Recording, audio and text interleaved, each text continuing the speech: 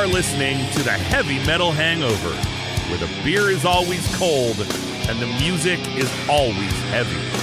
With your hosts wearing jeans and leather, not Cracker Jack clothes, Rex and Duff. Welcome to another episode of the Heavy Metal Hangover.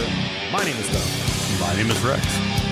And we want to welcome you to another episode of a show where we just say a bunch of hogwash. And who knows what else? And who knows what else? We were just talking before we started recording about in the world of great lines in AC/DC songs, Who Knows What Else from the Jack is absolutely one of my favorite. Okay, this is not prepared. I haven't even been thinking about this. Is Bon Scott saying "Who Knows What Else" in the Jack better than any of the ones that Brian Johnson does? Like the Smokestack and like all the. Well, but the problem is, and "Who Knows What Else" sounds like it was ad-libbed versus Brian Johnson's, which I in my heart, I do not believe that Bon Scott wrote out "and who knows what else." I mean, maybe he did, but that line always comes off to me more like you're gonna get some leg tonight for show. Like that's how that line always comes off to me. The thing about it is too, like when Brian Johnson, when he says any of those pervy things, like I believe that he's a little bit on the pervy side, but at the end of the day, you also are like, you realize he just finds it funny. He probably loves the boobs, but he finds it funny, and he's just a little bit sleazy. And I think Bon Scott, when he said "Who knows what else," was because he was concerned it might have been more. And who knows what else?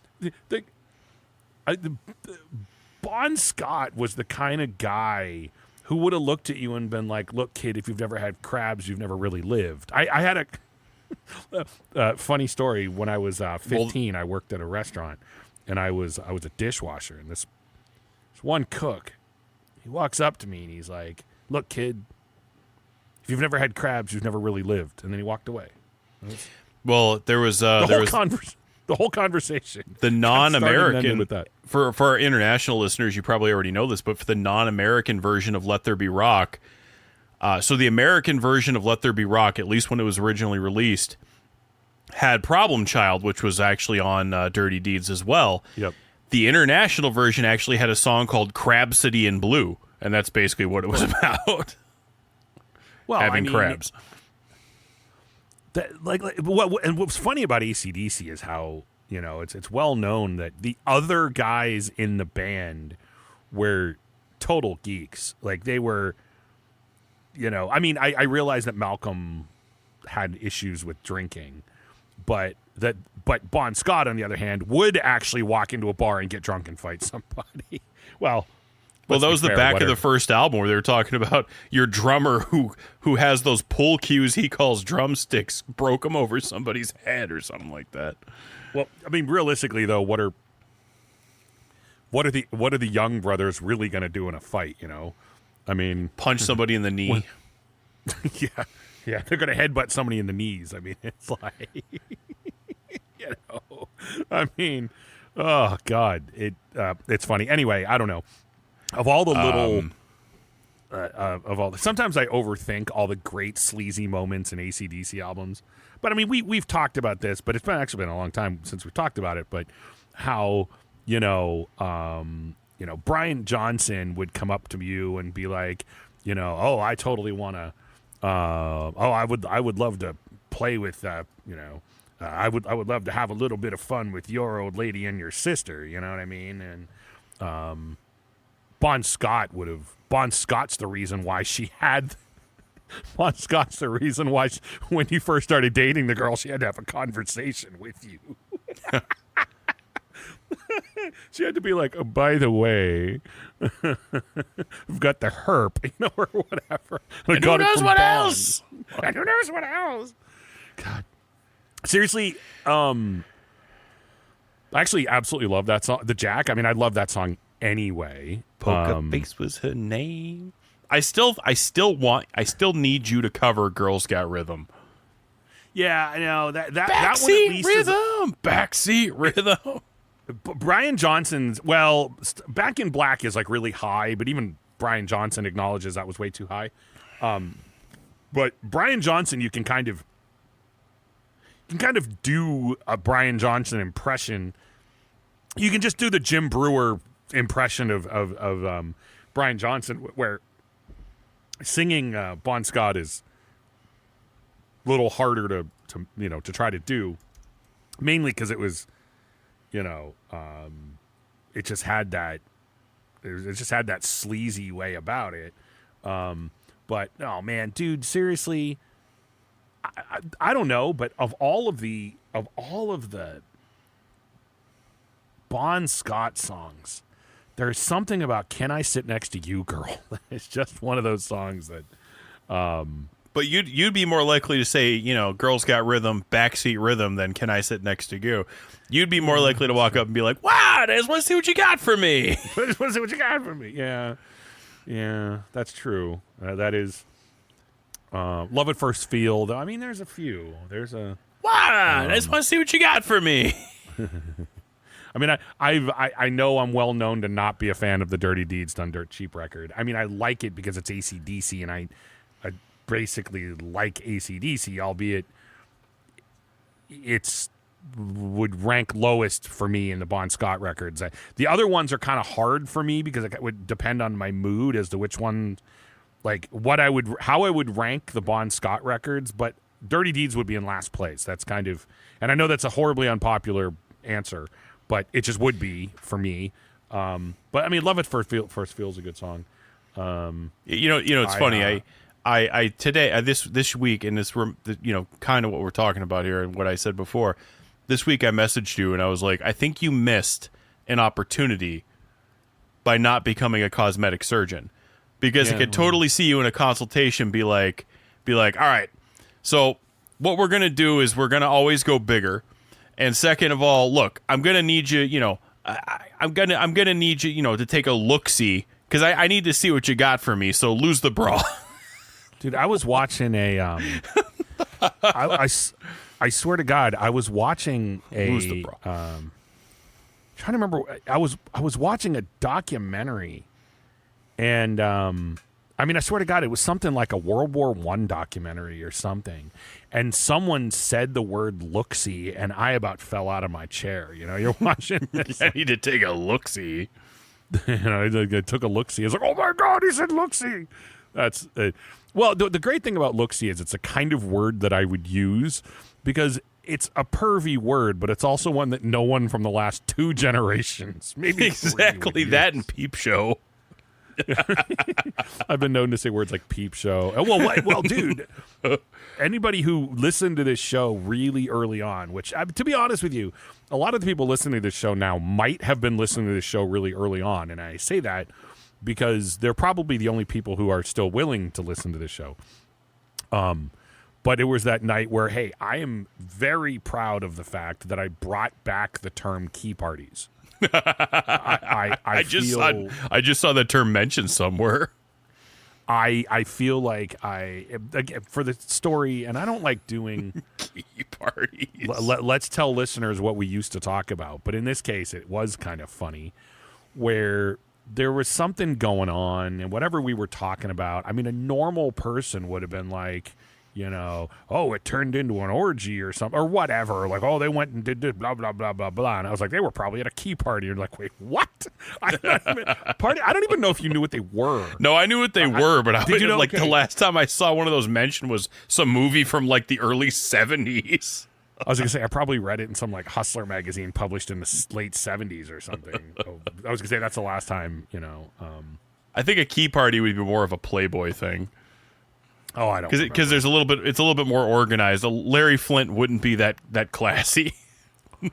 Well, yeah, you never know. No, Larry Flint would walk in and say, "The pervert's back, everybody strip." I think you're both wrong. It's way more Penthouse to me. I guess you're right. That's more of a forum story. Yeah, because Penthouse tried to.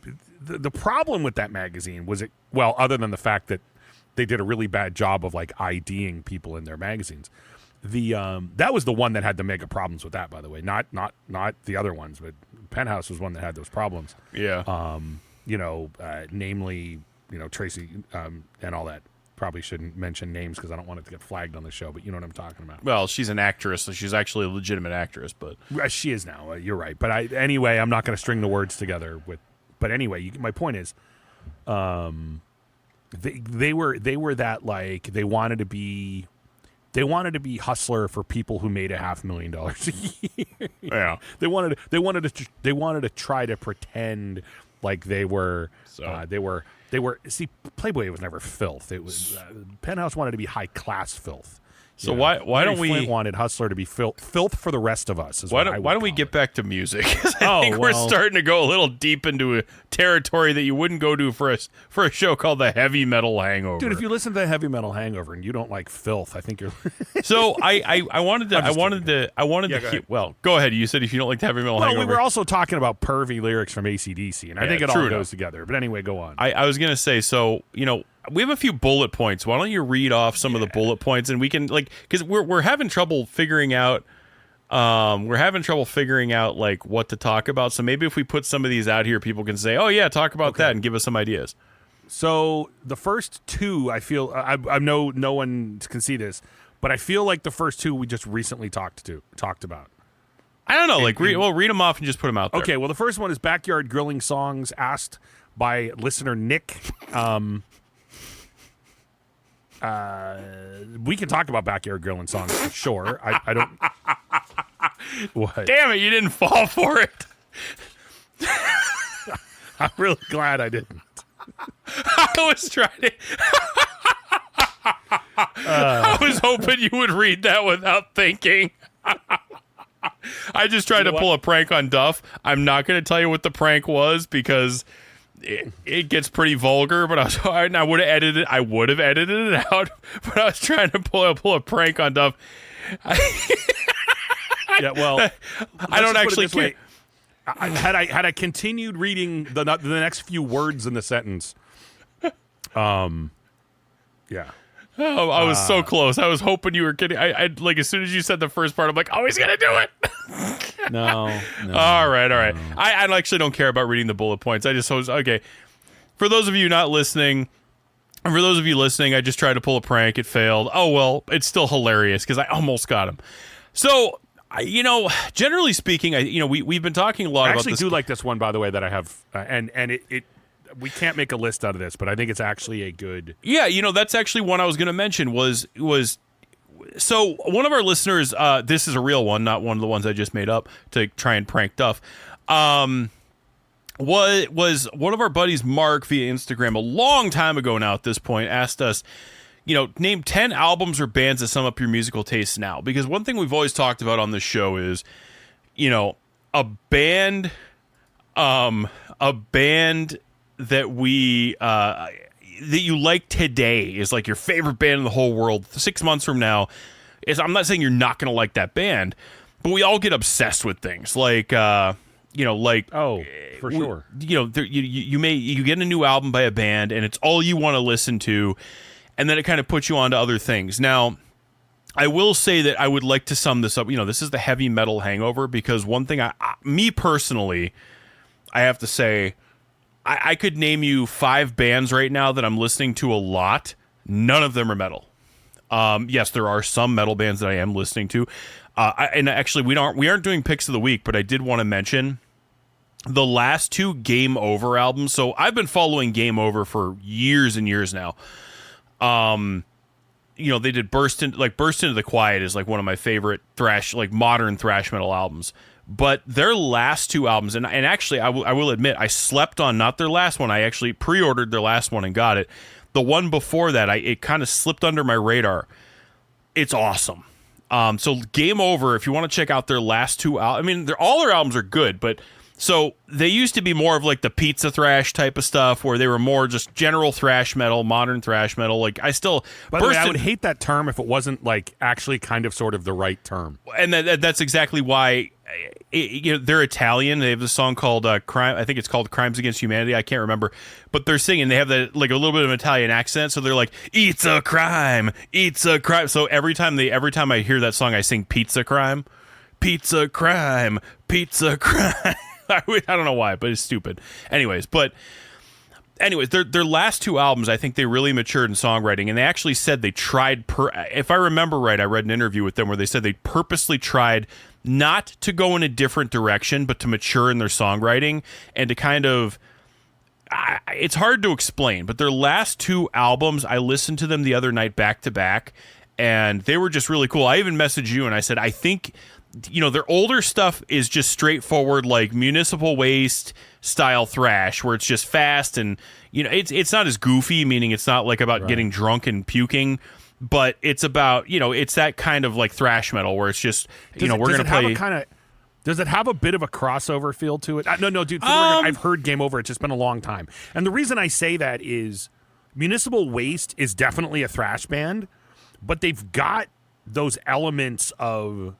I mean, let's be fair. They've got some DRI in them and some other... they are considered really a crossover band more so than they're considered a thrash band. Yeah, that's what I mean. Like, they come across as absolutely a thrash band, but I think... I would say Municipal Waste is at least somewhere in the... I mean, dude, I don't like nitpicking. I just mean you could tell there's a little bit of... Well, Municipal Waste is the band that defines the term pizza thrash, in my opinion. No, I know. But, which is why I said it's interesting that they have some crossover appeal. Well, they played on Vans Warped Tour, and that's like the last time they played near here that wasn't in Brooklyn was at Vans Warped Tour, and that's why I said I'm not gonna. That's why I haven't seen them yet. I either have to go to Brooklyn or I have to go to freaking see a tour where I don't want to see any band except for them. They've got that. I don't know. They're a great band. Anyway, I was just curious. I haven't listened to Game I'm seeing Over them with Corpse in October finally, but I will definitely listen to it. Well, but the thing about Game Over is so they were more on the thrash side of things. Like I said, they were more on the thrash side of things more so. So if you draw a line at one side's crossover, one side's like punk where crossover came from, one side's thrash metal. And then the middle line, that line is crossover. They were kind of more leaning on the thrash metal side, but again, it wasn't generic, but it was thrash. I mean, it was modern thrash. Like the '80s got to be like that point where there's 1,000 thrash metal bands, and yes, they all had their little quirks, but at the end of the day, there's 1,000 thrash metal bands. Yeah, I really think on these last two albums, they really matured, and I cannot remember who I told you they sounded like, and I'm drawing a blank. But I totally sent you let me see if I can actually find what I sent you. Yeah, I said it's somewhere now between like Testament and Overkill. So it's more. It's not just let's play as fast as we can. And they have a lot more depth in their songwriting, I think. Cool. I'm looking forward to listening to it. Yeah, if nothing else, it's and I'm gonna look up what their last two. Again, I only just listened to them, so again, I'm not like, I'm not sitting here pretending like I'm an expert on these last two albums because I just bought them. I just listened to them. So we have Hell Frames from 2023 and Face the End just came out. I will say, like I said, they've matured in their songwriting a lot, and actually, I would say there are fast songs on the album, but it's not the point of the album anymore. Like they really do. Right. So again, we're not doing picks of the week, but I wanted to mention them because I was going to say really quickly, it's an interesting thing about thrash from that perspective, and let me tell you what I mean by that is in 1985. Well, hell, let's be fair. Like when Metallica first was, when Kill 'Em All came out, or, when those early thrash metal bands came out, as far as heavy metal goes, it was fast. I mean, that's what thrash metal was. It was as fast as punk music was. That was a big part of it. By today's standards, you've got so many extreme death metal bands who have a drummer who's basically just a drum machine, that the tempo of those songs is so ridiculous that, look, I realize stylistically it's a different thing, and I understand that, but putting out a record today, if you're a thrash metal band and you put out a record today and the whole point is just to be fast, you're not going to get noticed because of those extreme death metal bands that, have drummers who just sit back and wiggle their feet, and they're, it's not, there has to be more than speed now. Not to say that there didn't always have to be something more than speed, but it was a little different when it felt like a new thing. In 1985, when Dave Lombardo was doing the double bass in Angel of Death in 1985, that's like, and I realize it's a progression, but if a thrash band wrote a part like the drum part in Angel of Death now, you better have a song around that, because by today's standards, you're not gonna blow anybody away. So what point I was getting at is, if a thrash metal band, they have to write songs. They can't just write fast riffs, because stylistically, I even realize that stylistically, thrash is never going to be as fast as something that's just, tremolo picking and super fast double bass. So there has to be some songwriting there, I guess, is my point that I've now pounded into. Yeah, I get it. I'm not saying that thrash doesn't have songwriting, but I'm saying that, it got to be. It has to. Well, it does, but I'm saying it got to be, and I'm not saying that every thrash band sounds the same. That's not at all what I'm saying. But I'm saying at the end of the day, every band in every genre, if they're, you get it, but they do have to have their. If they don't have a gimmick, they don't have a brand. If they don't have a brand, then they don't. It doesn't matter. So what I mean is though is yes, so one of my favorite things to buy when I go to record shows, one of my absolute favorite things to buy are those random 80s thrash albums. And yep. I generally don't spend, normally they're $10 or less. Mace was one I got, and I got their first album actually, because I was like, okay, I got to get their first. They're both of their albums. Battle Axe. I see these thrash albums from the 80s, and they just have these god-awful... I have a few random ones, too. They've got these god-awful covers that look like their kid drew them. And when I say their kid, I mean their kindergarten kid. Tyrant was one. And to be honest with you, some of them are really fun to listen to. They're fun. Yes, they're not breaking new ground. They're not... What's funny is every once in a while you stumble upon one, you're like, they were really good. They just only put one album out. Well, and that's Mace was one of those. Their second Mace album, I got a patch of the album because I really enjoyed it. And some guy literally was selling I don't know, was that he just had it in his bin, and he was like, he's like, what are you looking for? And I'm like, I'm looking for metal. And he goes, well, I got this. He's like, I got a few albums that are rare, and when I say rare, I don't mean rare expensive. I mean rare I've never seen this before. And I picked up Mace, and I'm like, oh, this looks cool. And he goes, yeah, $10. He goes, I just want it gone. And I'm like, all right. And I brought it home to listen to it, and it was cool. Is it my new favorite band? No. Did it redefine the genre? No. Was it fun was it fun to listen to for 40 minutes or so? Yeah. It was cool. It was worth the $10 to listen and have. I ended up picking up their first album. And it's cool because, and same with bands like I said, Tyrant, Battle Axe. I can go through my Discogs and probably pull about 10 of these. Tyrant is awesome, by the way. Yeah, no, I have. I think I bought their first album on vinyl. Obsession was another one where they have a handful of albums. I got one of their albums randomly. There's another one, I think it's called Witch or something. Witch is funny because if you look at the cover of the album, you think they'd sound like Poison, but they actually sound more like they're more metal.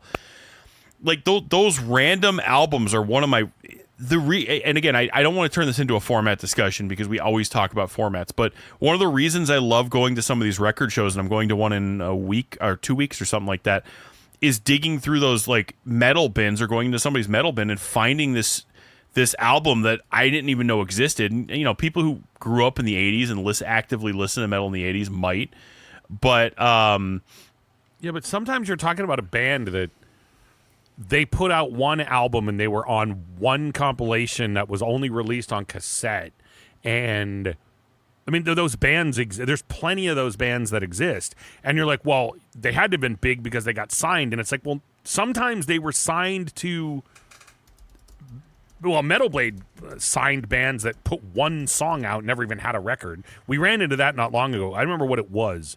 But you had a band that was on I want to say they were even a Metal Blade band or something that was on a compilation, and you're like, they never did anything. They don't even ever put a full album out. And there was also some of those bands that would get signed to some tiny little label. Those Metal Massacres always had those types of bands. That's what I'm saying. Like, so this was a band that was the equivalent of a local band in whatever city they were in that just didn't last very long, or, you know, I mean, whatever, like, who cares? It's just, I totally agree that sometimes finding that stuff is awesome. Sometimes it's just worth it because it's a band you've never heard of. It's not one you're ever going to hear. Every once in a while you run into something that's actually really freaking cool. I'm looking for one that I have just as a random example, because it's kind of like, I don't know how to nicely say Bad Slayer, but it's Bad Slayer. Well, and that's what Mace is. Mace is Bad Slayer. I mean, Mace is clearly after Slayer. Like, are they trying to sound like Slayer? No. Do they happen to fit into that? Well, like, oh, you can tell they're trying to be like Slayer. Yes. Like, there's a lot of bands like that, and again, it's one of those things where, but they all have their own little quirks. Where, does it sound like they tried to re-record Show No Mercy? No. Does it sound like they listened to Show No Mercy? I have this album you showed me, EXE. I have that album. Yeah. Yeah. I mean, the one guy, EXE is the band. The one guy goes by Evil. You know what I mean? Like, it's. I literally got this. The guy had like 5 copies sealed, never opened. Well, mine was sealed the too. album's from 1987, sealed, and he's like $5, and I was like, okay, like, I'll listen to any album any album with a cheesy ass cover like that for $5. Yeah, I got it cheap, and I didn't get it for $5 because no one ever sells anything that cheap around here. But it's when let me clarify, because who knows, someone that used to be in this band might be listening. Not really, but yeah, you never know.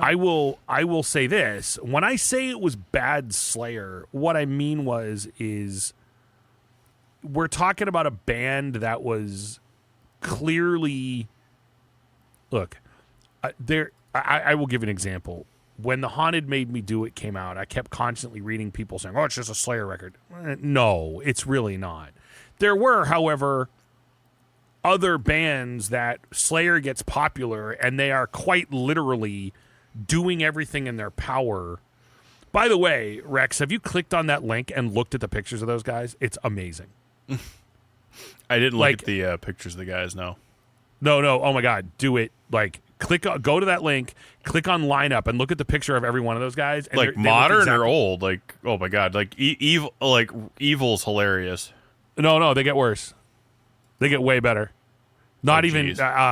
It's the vocalist. Is it the vocalist? Hold on. Oh yeah, the vocalist is just. I actually thought the vocalist was the drummer, because usually the drummer is the most. He's like a bodybuilder now. He's like funny. His picture is in the gym. But look at the last guy. I thought he was the drummer. Joseph, yeah. Look at that guy. I thought he was the drummer. The band EXE. All I was getting at is this happens. I mean, look, and I don't even mean this in a disrespectful way, because they were good friends of ours, but when our band was together, there was another band in town that we were good friends with, most of the guys in the band anyway, and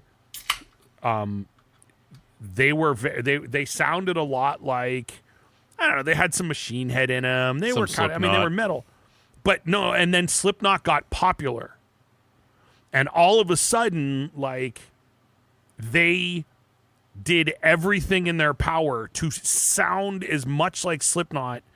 Okay, they didn't have the extra, well, actually, no, they did actually hire an extra guy in the band at one point in time just to be there and do stuff. But I realized they didn't have, like, all the extra instruments. But if you were to listen to one of their songs from that era, you'd go, these guys could not have been trying any harder to sound like Slipknot. And there's a reason for it. They sound like that because they couldn't have they were actually trying everything they could to sound like Slipknot, because Slipknot was really big right now, and they felt if the most like Slipknot they sounded, the better chance they had of getting signed to Roadrunner Records. And again, I don't even mean that disrespectfully, but look, when Nirvana was popular, clearly there were bands that were purposely dressing like Nirvana, and if they weren't, their record label was purposely making them do it. So yeah, you take a band like EXE, and it's like, yeah, they were, I guarantee you, they were actively trying to sound like Slayer. And when I say they were a bad Slayer, I mean, well, look, I'm not the world's biggest Slayer fan, but Slayer's clearly very good at what they do.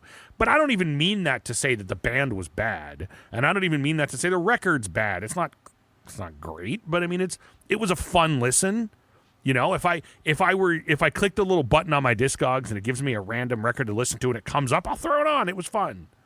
But my point is, sometimes those are just really cool to stumble on. And not to mention, like, it's a piece of history, maybe not a very important one.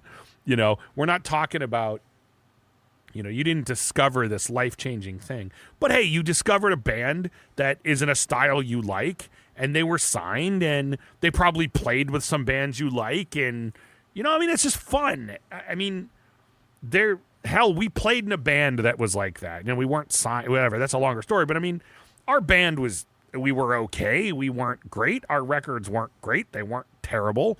I think if most people were to be like, oh, it popped up randomly and I'd listen to it, I mean, it was fun. You know, I got to hear that. That's kind of how I feel about some of those. Maybe that's why I like those, because I'm like, oh, those dudes were in 1987. Those dudes were like we were in 15 years later, whatever. But no, they're totally fun. Totally. Absolutely. Mm-hmm. Don't remember where I was going with that, but it doesn't matter, really. I was half asleep when before we started recording, so now I'm just like having that wired second wind problem. No, but I didn't want to turn the show into like just that, but I wanted to say, so, you know, Game Over's Pizza Thrash, Game Over's last couple albums are really good. I suggest everybody listen to them if you like that kind of music. Like if you're like in a Testament, like Overkill type of thing. Their singer, they got a new singer on their last album than they did on the previous one. I really like the way he sounds. So yeah, I really like those two albums. I want to listen to them again. I was really enjoying listening to them. But you know, we're talking about. By the way, before we dip into the topic, I do actually have a question for you about a record. Okay. And your answer might be you haven't listened. Have you listened to the new Candlemass EP yet? Yes. Okay. I would be very curious your opinion of it. I have an opinion of it. I actually I just had it on again today. I like the song Black Star. Corridors of Chaos, I feel like blended into Black Star a lot. So like it was funny because I bought the record. It sold out everywhere. I had to buy it actually from the label. And so I didn't realize that Corridors of Chaos had started. Maybe I wasn't paying enough attention. No, actually the exact same thing happened to me. But when Black Star ended in Corridors of Chaos, I thought it was just like kind of like a like pause, like, you know, sometimes Master of Puppets, for instance, you know, where it goes do do do do do do. I thought it was like one of those where it like kind of you had like a volume swell. I think their Sabbath Bloody Sabbath cover is awesome. I think it fits the band really well. I mean, Sabbath Bloody Sabbath is probably, if it's not my favorite Black Sabbath song, it's totally top 5. And I know that probably sounds cliche to say. But that ending riff has always been a favorite of mine to begin with. Forever My Queen, I believe that's also a cover. It was all right. Candlemass has a... I mean, they're their own thing, and they're also one of... Forever My Queen is a Pentagram song. Yeah, it totally sounds like a Pentagram song. Right. No, I know it does. The thing is it's one of those... I realize that Candlemass has their own style, and I realize that Candlemass is actually one of the bands that style is, you know, epic doom metal. That's their first record is essentially called epic doom metal. That's what they are. But clearly there is a direct relationship between Candlemass and early Black Sabbath. Very clearly. And Pentagram. Look, well, of course, and Pentagram. My point is, now you would say, though, this is bands that sound like Candlemass, but Candlemass directly. So Sabbath Bloody Sabbath, it's almost a given that they would cover that. Or something by Sabbath. But I don't know, personally, I think Sabbath Bloody... If I were to pick a song for them to cover, I think Sabbath Bloody Sabbath actually just kind of makes sense. And I say that because the tempo of Sabbath Bloody Sabbath is a lot like a Candlemass tempo. You know, Candlemass has some of the slower stuff, but they hit that mid-tempo pretty well. They never really go faster than that. But they're also not a... The song Black Sabbath makes very little sense for Candlemass. Whereas... And Paranoid doesn't make any sense. It's not dark enough. So something like Sabbath Bloody Sabbath makes sense. Yeah, my opinion. Oh, go ahead. I was gonna say, yeah, the thing is that, like, again, their last album was good, but in my opinion, it wasn't very memorable. I listened to it a couple the times. Pendulum? No, their last album. What was their last album? I can't remember the name of it. I have to think. Here it is. After the Door to Doom. Yeah. They released an album last year. Damn it. You know what? My iTunes, I lost a bunch of stuff Here it that is. I need to re-import. It's called Sweet Evil Son. Oh, it was 2022 actually. Wow, it felt like it was last year. You know, the problem is some of my stuff in my iTunes needs to be put back in there. So that is just a song that got pulled out. I'm really surprised that album is that old. I feel like it just came out. Like it literally, I feel like I just got that album last year. It's crazy that it came out that long ago. What's funny is Holy I have crap. I have it on vinyl, so it's actually very possible it was never in my iTunes because I listened to it on vinyl. I got to tell you, what's funny is I remember the cover more than I remember the album. Well, but that's what I'm saying. The album to me, it wasn't bad. It's not like I listened to it and was like, oh, that sucks. To me, it was like, Door to Doom, on the other hand. Well, Door to Doom was awesome. And House of Doom before that, and I know you like the Pendulum, and hang on, but House of Doom before that, House of Doom, the EP version of the song House of Doom is probably top 5 Candlemass songs for me. Well, I was actually working on I was going to cover that, and I was working on a cover of Fortune Teller. The fortune. See, that's what I'm telling you. When you sent me your preview, that's what I was talking about. When you need to be whinier, you can't be like I need to the fortune. You have to be like the fortune. All I was going to say is, though, that the thing about it is, and folks, when I was a drummer, every song I ever learned, I learned by ear because I didn't really have much of a choice otherwise. I understand how to read music, but I don't really do it. And as a drummer, they weren't giving you sheet music to it. That's not the way you weren't. I mean, guitar, you would get tabs in some magazines, but as a drummer, you just learned it by ear.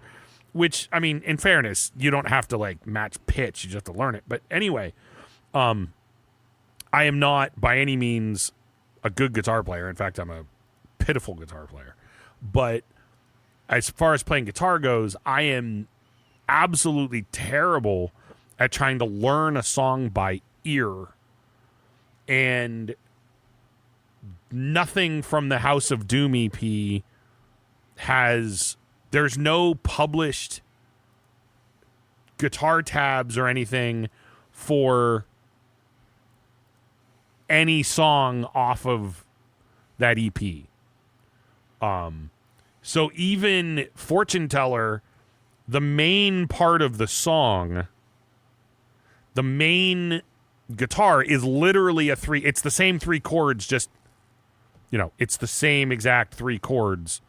It's like C major, B. I mean, it's literally 3 chords. It's C, B, and A. I don't remember if they're major. It doesn't matter. Point is, super easy. But to try to learn the rest of the song, I can't do it by ear. I wanted to cover House of Doom as well because the songs are a little different. But his voice is not as high. It just isn't. His voice is not as high as Johan, is that his name? On the original singer that's on Door to Doom. On the full length, his voice is just naturally higher. Yeah, Johan's the original singer who's on Door to Doom. They had the guy from Yngwie Malmsteen on this EP. Right. And I actually prefer his vocals.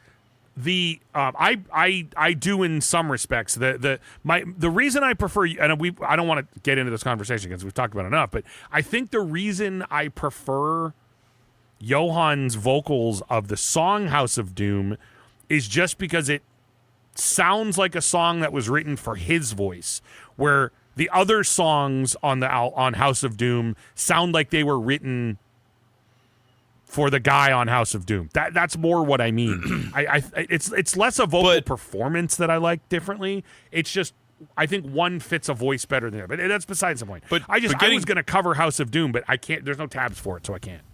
But I figured out a lot of it. I just don't want to cover an 8-minute song or so. It's something like 8 minutes long. I mean, I could figure some of it out, but I hate doing it without. I hate covering 8-minute songs, so I literally considered it, and then I'm like, you know what? I'm not doing an 8-minute song. No, House of Doom was awesome, but Door to Doom was cool.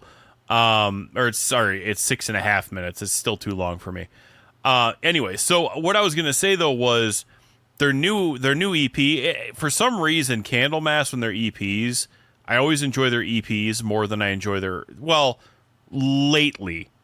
And I swear to God, Sweet Evil Son, I remember it coming to my house, and I bought it the day it was released.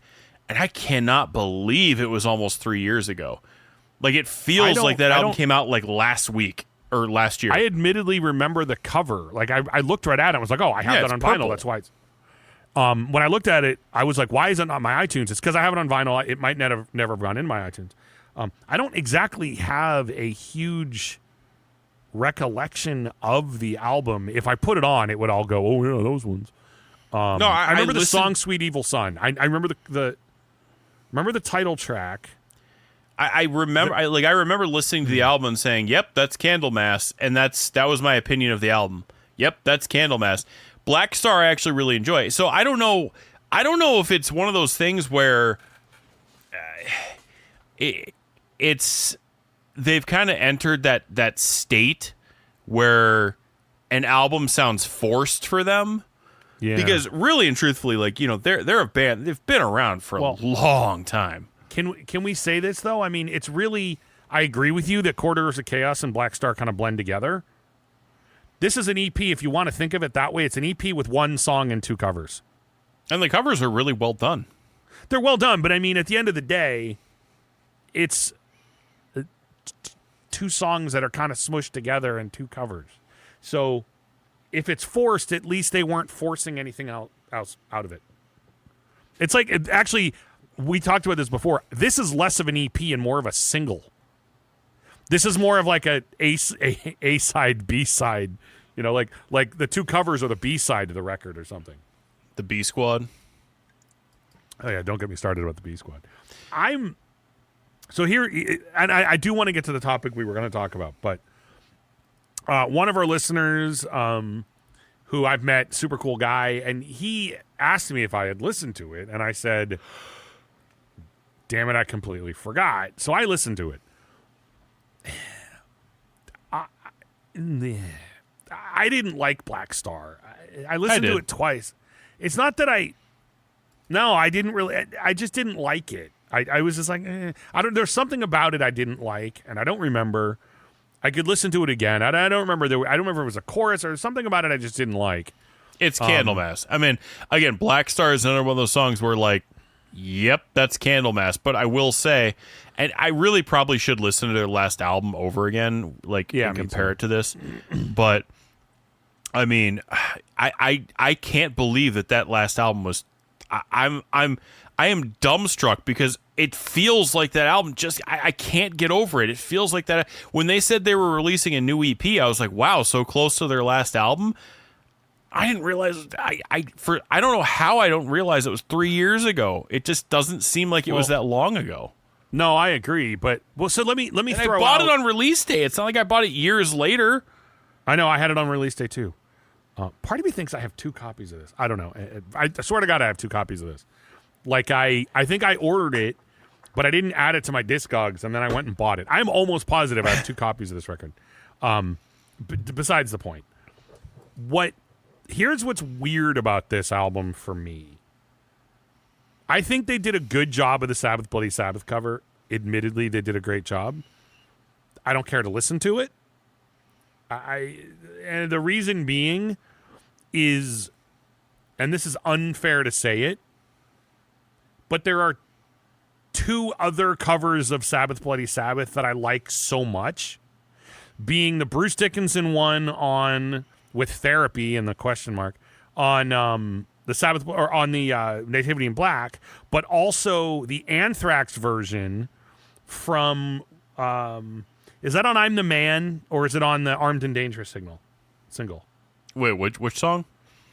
When Anthrax covers Sabbath Bloody Sabbath, is it on Armed and Dangerous or I'm the Man? I'm going to look right now. I thought that was on I'm Attack of the Killer Bees. No, it's not on Attack of the Sabbath Bloody Sabbath is not on Attack of the Killer Bees. It's definitely on Armed and Dangerous then. Then it's, I think. Or is hold it? on. I have it. I don't remember. It's on I'm the Man. Oh, yeah. I just bought you know what? It's sitting like 3 feet away from me. I could have looked. Because Armed and Dangerous, they do God Save the Queen, which I'm sorry. Megadeth did it too. It's not because I don't like the Sex Pistols, which I don't like the Sex Pistols.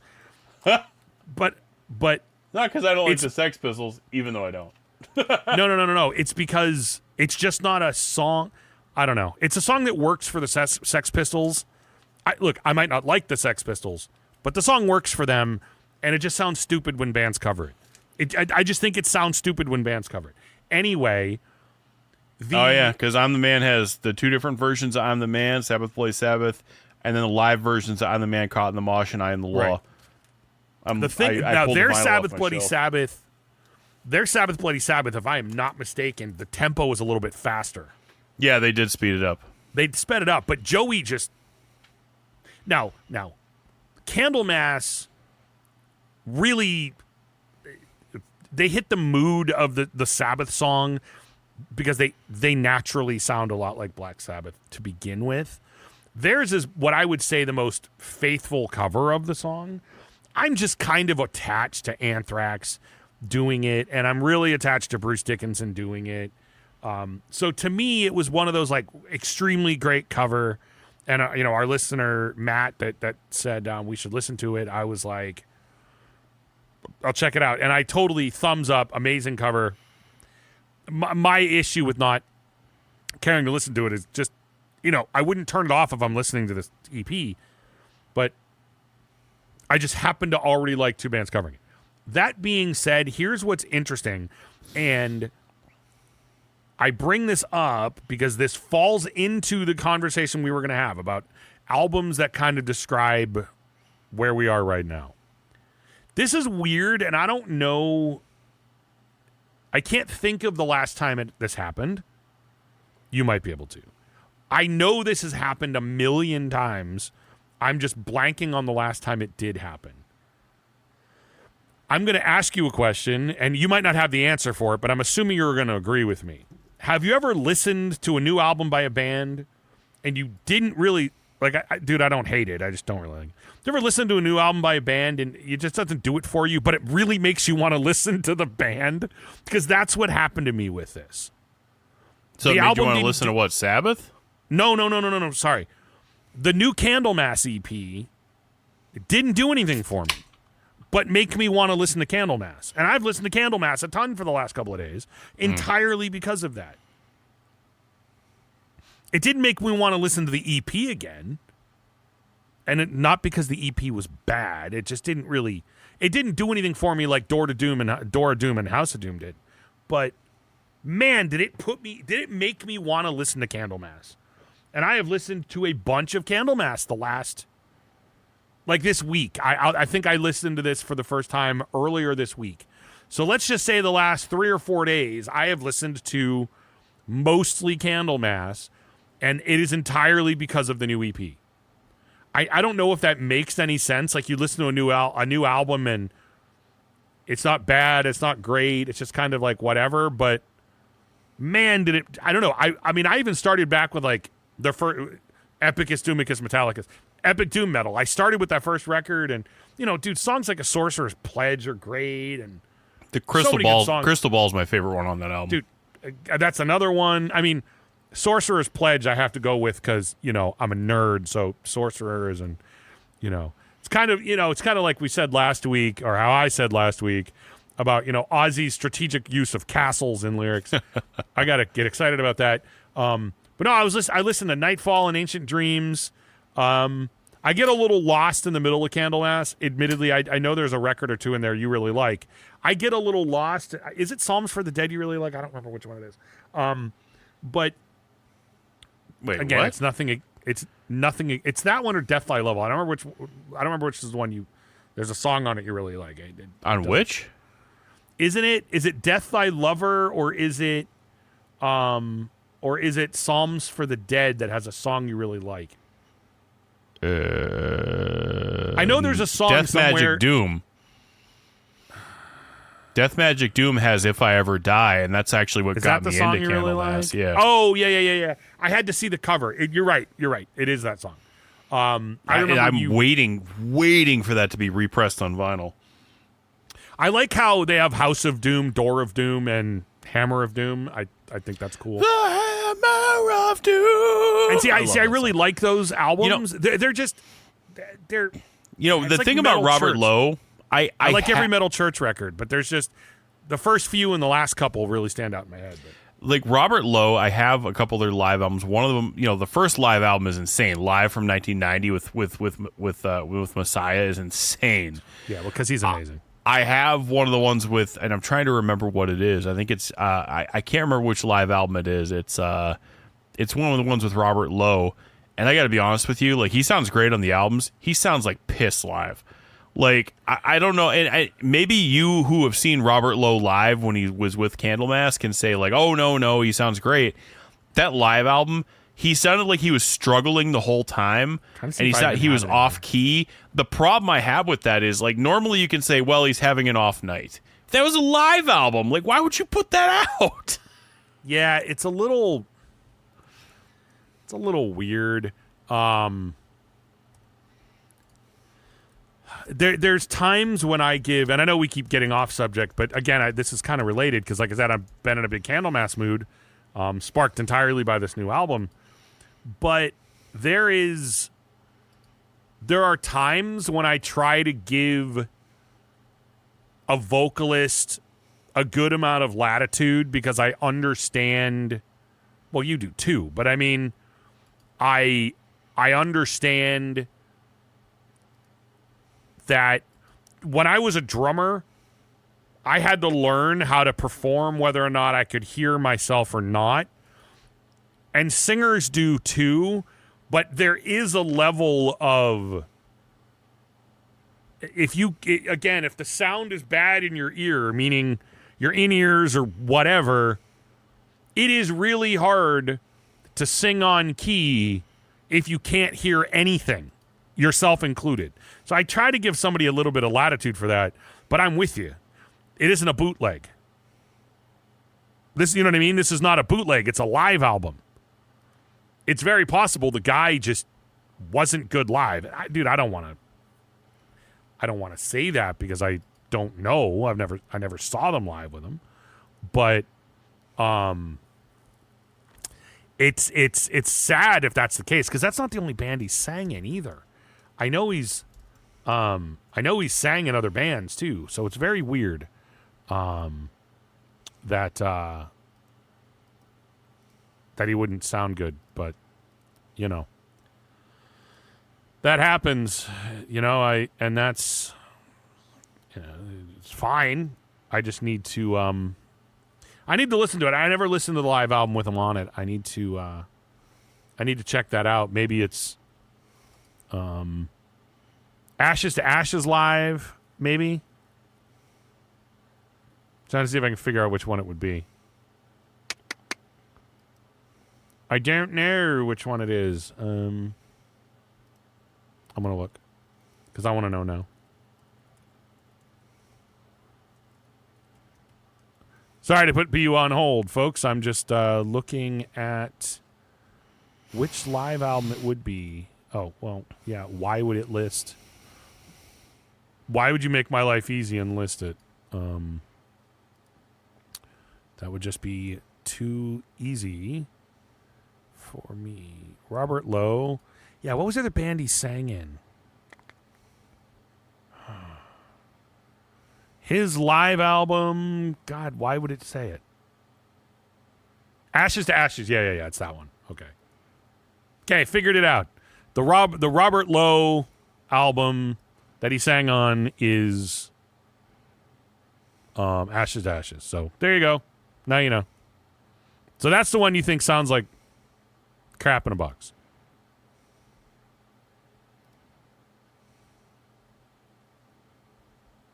Yes. Are you still there? Did we lose connection? No, I'm just okay. listening to you Sorry. talk. No. It was weird on my end that I didn't hear anything, and I was like, "Are you not talking, or are we dead?" Okay. No, anyway, actually, I'm a little frustrated because so I have been collecting Cannibal Corpse's records on vinyl, and the only thing I am missing is the Worm Infested EP, and they just announced it's being released in freaking England. I have not seen the United States announcement yet. I really, really want that Worm Infested record. So I might have to order it internationally. We are not a political podcast, and we don't do political anything. For those of you, I'm sure anybody around the world has heard United States is doing all this stuff with tariffs and everything like that. I'm not commenting on that. I'm saying I am like cringe to order thing, especially a pre-order from across the ocean, because I don't know what things are going to look. We're here in May. The pond. Across whatever. The pond. We're here in May. I don't know what things are going to look like in July when this thing comes out. I could end up having to pay like a 500% tariff on it. So it's killing me though, because I really, really, really, really, really, really, really, really want this EP, and it's like a missing hole, because not only that, but Worm Infested is actually one of my favorite Corpse songs. It's one of my favorite Corpse songs, period. But the rest of the EP is awesome. I remember I bought it when it came out. I think you had to order it from Metal Blade when it first came out, and this was back in the mail order days, like where you had to like fill something out on the internet, pay, and hope it showed up. It wasn't, or like back in the day when you had to use a pen. Yeah, weird. Yeah, you had to write on a card and send it back, and hopefully, back in the early days of eBay, where you wrote a check, you put it in the mail, and then hope 2 weeks later that your stuff actually showed up. And there was especially when they'd want a money order, like, oh god, those days were worse. there was no tracking, like there was no, your order is shipped. It's just like, yeah, hopefully it shows up in 2 weeks, and you were surprised. But hey, I don't want to get into that. But that's I'm having a lot of anxiety, and it sounds stupid to say I'm having anxiety over getting a record with everything, but at the same time, it's like it's one of my favorite bands. I will have now. So Slayer and Cannibal Corpse right now are tied on my I've seen them the most list. In October, Cannibal Corpse, when I see them with Municipal Waste, it will push them over the edge. So obviously they're a favorite band of mine, and I want to own all their stuff. So I'm debating, do I pre-order it? Do I just cross my fingers and hope? Or so I don't know. I'm having a little bit of and I don't want to miss it, because I know as well as I know that the problem with records is when something sells out, you could say, well, I didn't want to risk spending this much money on it and not getting it. Well, now the problem is I'm going to buy it from a reseller for 3 times as much. Well, yeah, and first of all, I would say Cannibal Corpse, probably at least since Bloodthirst. I know you liked them, but since Bloodthirst, there are very few bands that I know that you've been into this much consistently for the last 25 years. Yeah, you know what I mean? Like Cannibal Corpse was a staple for you for the last 25 years. I mean, I know you liked them long before that, but I remember basically when Bloodthirst came out was when you went from someone who liked their records to legitimately and we saw them. Yeah. We saw them on that, and so it it also it was amazing because we played that stage a week later. I think it was a week later. We saw Cannibal Corpse playing on the stage we were on a week before that. Yeah, it was definitely cool. But no, I mean that's my point. Like I know, and we got to meet them too. We got to hang out with Pat O'Brien, with Alex Webster, everybody. There are bands. There are bands we like. Well, and again, this is going to go into the question we're talking about. There are bands we like, and there are bands that are important to us. And this plays right into the question that he was asking. Cannibal Corpse is a band that's important to you. They're important to me. I've seen them a lot of times, and I really like them. But you're a bigger fan of them musically than I am. You get into... I mean, you are a bigger fan of the last handful of records of theirs than I am. I don't dislike any... Actually, I like every Cannibal Corpse album. I like every single one of them. But I will tell you, since the Wretched Spawn, I can count on one hand how many songs off the top of my head I can tell you what they sound like. And I can not tell you what album they're on. Basically, starting with Kill, they're all the same. No. Starting with the Wretched Spawn, they're all the same album in my head. Yeah, and you know, I won't disagree. I lied. With it. Evisceration hold on. No.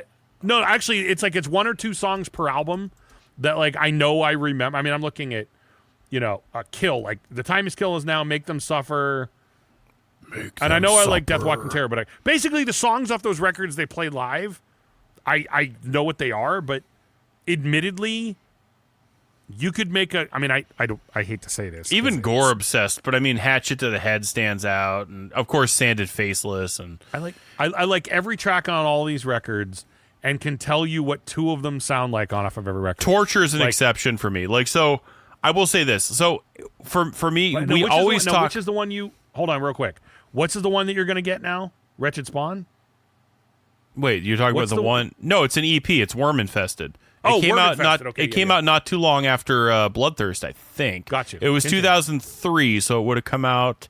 Yeah, it would have come out right after... Okay, right after Gore Obsessed. After Gore Obsessed, before Wretched Spawn, okay. Yeah. So... And Worm Infest is one of my favorite Cannibal Corpse songs, period. But I will also say this. So I agree with you to a point. I would say Torture actually... You and I don't know if you still feel this way, but you and I have agreed that when Torture came out, it was like a wow. Like, it's one of the best albums they released in years. Skeletal Domain, I also agree with that, because like songs like high velocity impact blah blah. I can't freaking talk. Spatter, yeah. High velocity impact splatter. Killer Become is I have the T-shirt like that says it's got a bloody chainsaw on the back and it says fire up the chainsaw. Like I fire up the chainsaw. But and even Red Before. But so you know what? I'll say this to you. I will agree with you to a point. I will say that if you were to take everything from the Wretched Spawn that wasn't a standout track, because every Cannibal Corpse album has a handful of standout tracks, like Code of the Slashers on Red Before Black, the title track Red Before Black, Skeletal Domain, not Fire Up the Chainsaw, Killer Become, Torture had a bunch of them, like the Strangulation Chair. It had in hell I will kill you again. Torn through with Van. Yeah, torn through with Van. Every album has a handful of like, whoa, this song's amazing, and then the rest of the album is you could literally take these songs and the song titles, put them on a table like on individual piece of paper, shuffle them up, and organize them into piles, and put them with those songs on each album. And I'm not going to say no one would notice, but you wouldn't feel... It's not like if you took Rain and Blood songs and put them on Divine Intervention. So my point is you're right to a point, but I will say that they always have a handful of songs that are like standout wow. Even Evisceration Plague had Evisceration Plague, which has been a staple of their live show for a long time. I admit that the songs that I know off these records are generally the couple that they played live off of every one of the, because I've seen them a handful of times live. The songs that they play live off of these records. Scourge of Iron. Okay, like let's start with. Let me just go back real quick. Gore Obsessed. I remember. Hatchet to the Head. Pit of Zombies. Okay, Sanded I remember Faceless. Wretched Spawn. I remember Frantic Disembowelment because they've played it a bunch alive. Kill. I mean, The Time Is Kill Is Now and Make Them Suffer. I won't forget. Those are awesome songs. Make them suffer. Deathwalking Terror. Deathwalking Terror. I remember. Evisceration Plague. Priest of Sodom. I remember. And okay, so Priest of Sodom, which is a great song, and Evisceration Plague. I love those songs. Torture, Scourge of Iron, just because it's kind of a song you're not going to forget. It stands out. Demented Aggression is as deep as the knife will go. Strangulation Chair. Torn Through is amazing. Skeletal Domain, High Velocity Impact Spatter, I remember, and the title track. Red Before Black, Only One Will Die is great. Code of the Slashers. But no, well, I guess, and I really hate saying this. You could kind of make a greatest, because bands will do that, like a greatest Corpus hits of Delecti is amazing off Red Before Black, too. You could make a 10-song greatest hits of the last 20 years of Cannibal Corpse, and I would love it. But, I mean, I like every one of those albums. I do. I don't dislike, but, I mean, I've said this before, though, and you were just saying this, basically, too.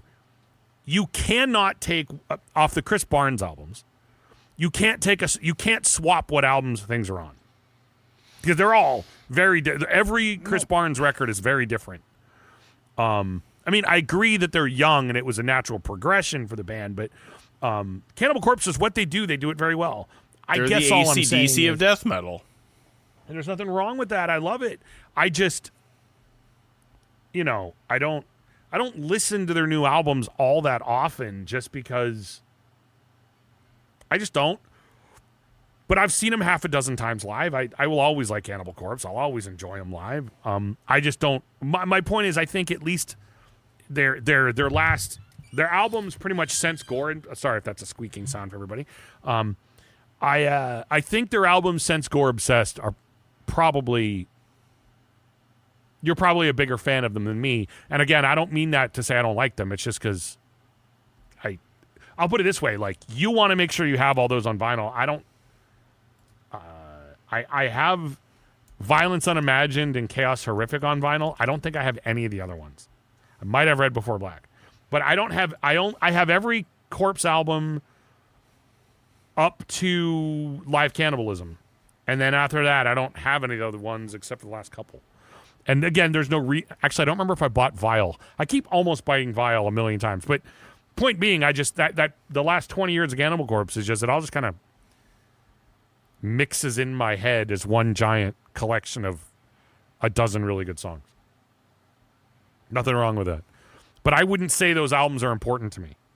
I like them, and I like Cannibal Corpse. Bloodthirst is important to me. Vile is an important record to me. Even though I don't love Vile like I love some other albums, it's an important record to me.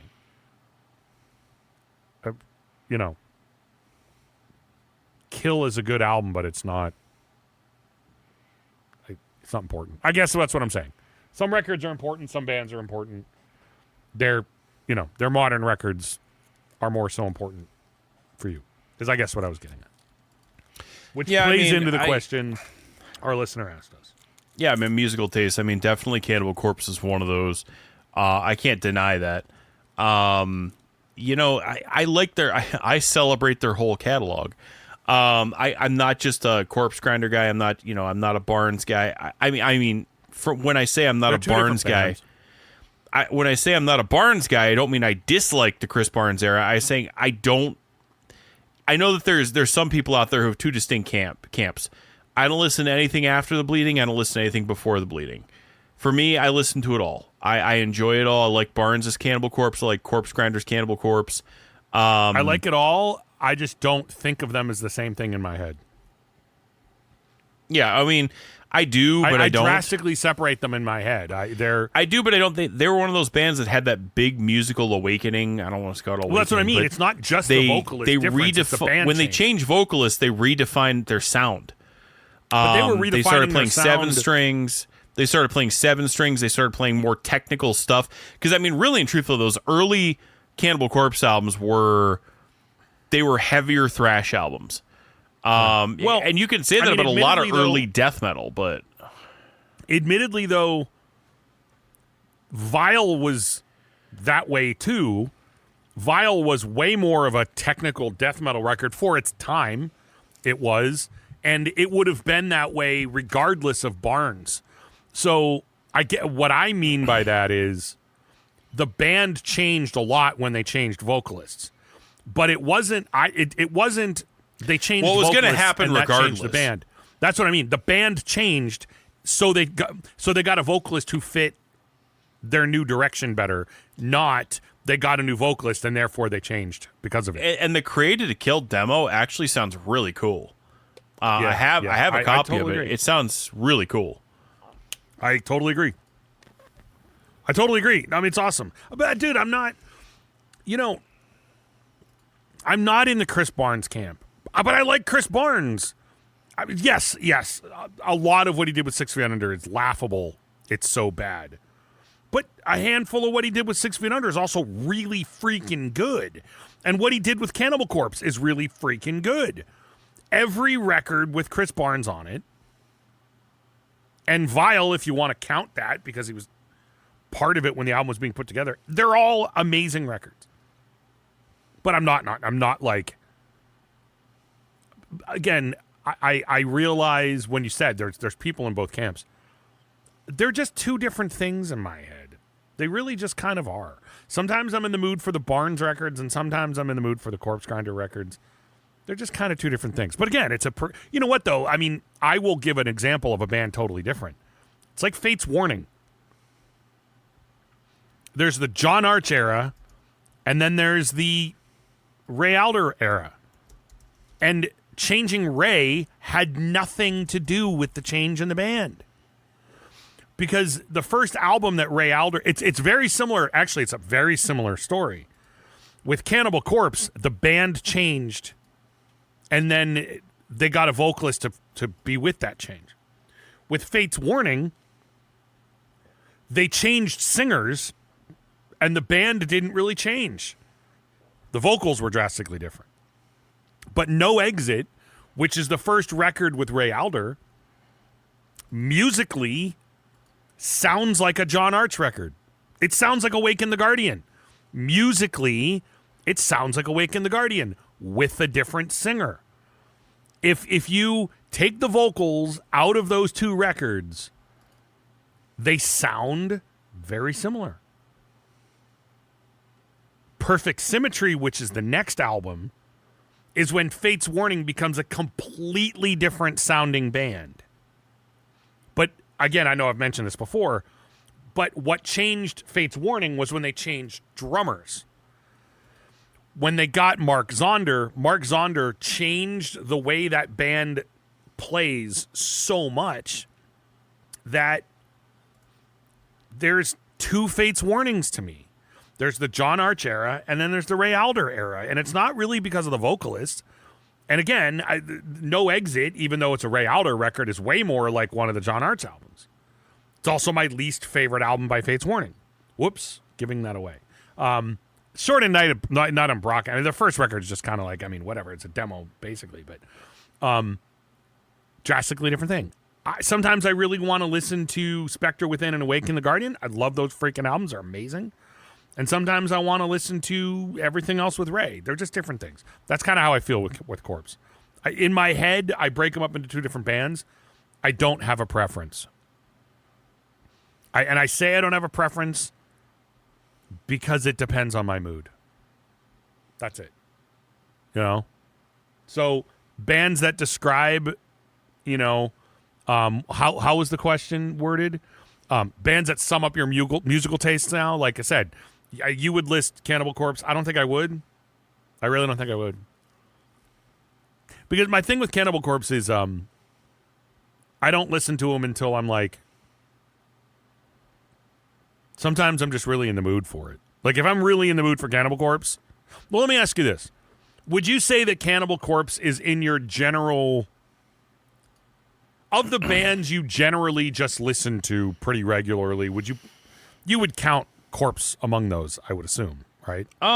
Yeah, well, it's like I said. I mean, I know you've been into some other stuff lately, but I mean, it's Cannibal Corpse is definitely one of those bands that is, it's a band that I could listen to at any given time without. I mean, unless I really was not in the mood to listen to any kind of death metal, it's a band that I could always go to and it feels comfortable. You know what I mean? Like it's not a band where I have to remember, what's that album I like? Oh, what's that song I like? Or or what's that? Well, which album do I feel like listening to? I mean, sometimes when we talk about Cannibal Corpse being peanut butter and jelly, that's a handy thing because I know I could put on any Cannibal Corpse album, to a point. Like sometimes you're in the mood for Barnes, sometimes you're in the mood for Corpse Grinder, right, and enjoy it. Like Kill, for instance, was one of those albums where I hadn't listened to it in a long time, and rebuying it made me listen to it, and I forgot actually how good it was. It's ironic because it's, that I don't think it's great first listen. Well, it's funny because it's one of their most generic albums because it's just literally Kill written across. You usually associate Cannibal Corpse with Vincent Locke's like crazy, in-depth artwork. Even the censored covers are still in, but literally they were just like, let's just write Kill across the front of the album. It was kind of funny. But it also plays to, again, how many times have we said it? More goes into a band than just the sound, and sometimes the album cover does. And that album cover, it was a kind of controversial, and it sounds ridiculous, but because it wasn't gory, it just said Kill. It's silly. It really is, but that'll tell you though how much their imagery is part of that band. Mm-hmm. Absolutely. See, with Cannibal Corpse, I'm the other way. Where you're like, you could listen to Cannibal Corpse anytime unless you're just really not in that kind of mood. For me, I'm more like, I only listen to Cannibal Corpse when I'm in a specific mood. Oddly enough, I could listen to Cradle of Filth anytime unless I'm really just, you know what I mean? In the same way you're like, sometimes you're just really not in the mood for death metal. Sometimes I'm just really not in the mood for something heavy. But I could pretty much put Cradle of Filth on any day, unless I'm specifically in a mood for something and it isn't Cradle of Filth. I listen to Cradle of Filth to this day. So this will be, we're not making a list. We're just naming some bands that really are musical taste right now or whatever. I don't think that is wavered. I don't know. And I've said this a million times. I don't have an answer why Cradle of Filth has been such a freaking staple for me since the late 90s and why I just kind of don't ever get sick of them. And I could always, they put me in such a freaking good mood. I don't mean they make me like happy. No band brings me a level of peacefulness. I've said a million times, I am severely ADHD. I'm medicated for a lot of different, I'm medicated for some things, and being, on something for ADHD is one of them. And Cradle of Filth is the only band that can chill me out and help me focus anytime I need to. I wrote all my papers in college, all my papers in grad school. I wrote every page of my dissertation, however long my damn dissertation was. The only band I listened to was Cradle of Filth. There is something about them that can just get me to a magical place that there is not a band on the planet that can do that with me. So I don't have to be in a mood to put Cradle of Filth on. Unless, again, if I'm like, all I want to listen to is glam rock or all I want to listen to is Rush, okay, I don't want to listen to Cradle of Filth. But in the same way you would say that about Cannibal Corpse, I would say that about Cradle of Filth. And they're still that way for me. Their most recent album is freaking amazing. the new Cradle of Filth record is unsurprisingly just incredible. And, you asked me the other day, you were at a friend of yours or someone, I don't remember what was going on, but you asked me and you're like, someone is asking you, wants to know if they should buy, this Cradle of Filth record. And I said, they realistically have one album I never warmed up to. The album Darkly Darkly Venus Aversa, I've never warmed up to that album. It's not that I hate it. That record just never did anything for me. And the only other one I would say that about is Godspeed on the Devil's Thunder. Darkly Darkly, I just don't like it. Every time I listen to it, I'm like, I'm just really not into this. Godspeed on the Devil's Thunder is their only other record that I don't dislike it. It just isn't one that... I should put it this way. Godspeed is the one that I never really warmed up to. I just never really got excited by it. And Darkly Darkly is the only one that I ever listened to and just didn't really particularly like it. That being said, I like every other Cradle of Filth record. But look at the Manticore and Other Horrors, amazing record. Hammer of the Witches, amazing record. You have Cryptoriana, right? The Seductiveness of Decay. I know you have that record. Yeah. That album's amazing. Existence is Futile. Holy crap, that record is good. Trouble on Their Double Live, like it's a live record that has a couple of original tracks on it that are like Demon Prince Regent is so good, and their newest record, The Screaming of the Valkyries. It's just, so the way you are with Cannibal Corpse, I'm that way with Cradle of Filth, where, like I said, there's one or two records in the middle that I was like, but man, like just, the last, let's see, 2012. So the last 13 years, I've loved every track of every record, basically. And their entire career up through Nymphetamine, I like every track of every album. I feel that way about very few bands. Where I'm like, I could go 6, 7, 8 records in a row and love every freaking track on every one of them. And I could listen to them any day of the week.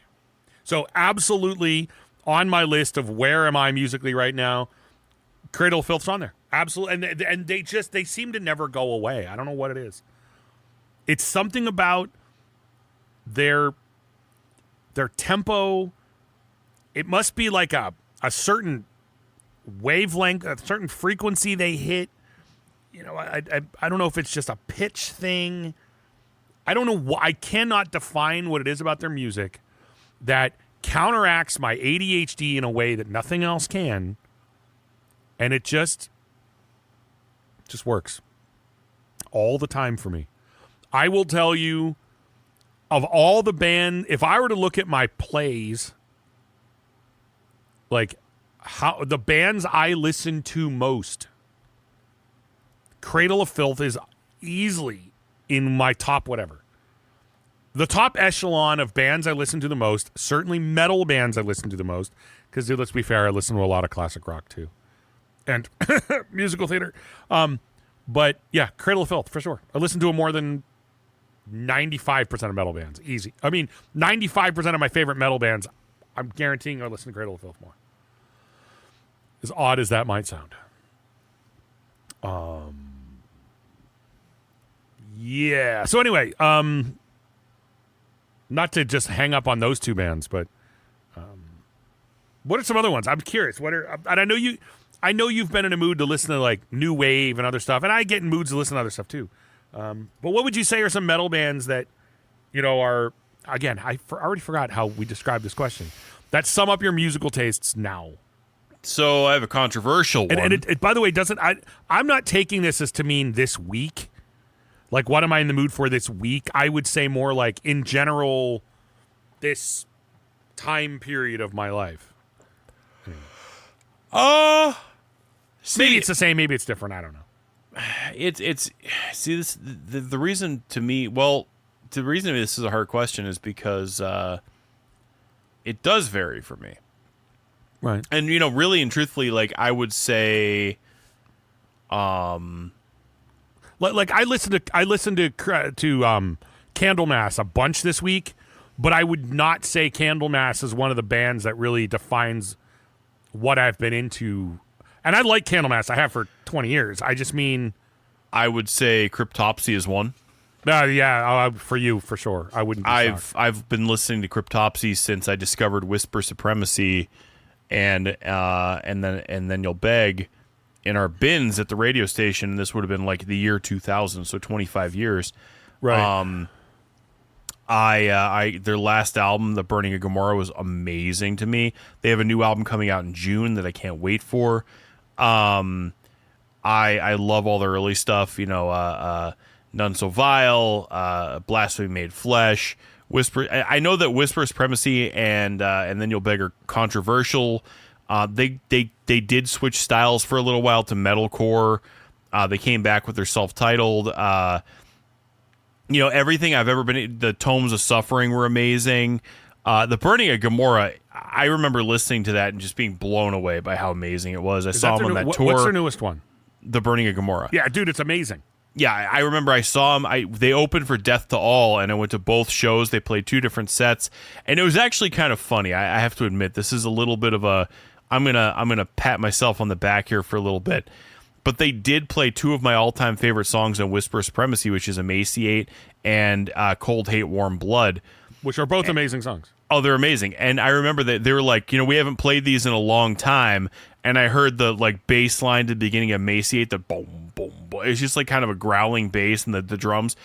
And the only person in the crowd, I was like, oh my God, Emaciate! Like literally, I think I have a video of it somewhere where I heard the beginning of it. I'm like, oh my God, it's Emaciate! Because it was like the first show of the tour. Normally I cheat and look up playlists so I know to be excited, or if I'm just gonna be like, so you know when you can take a squirt.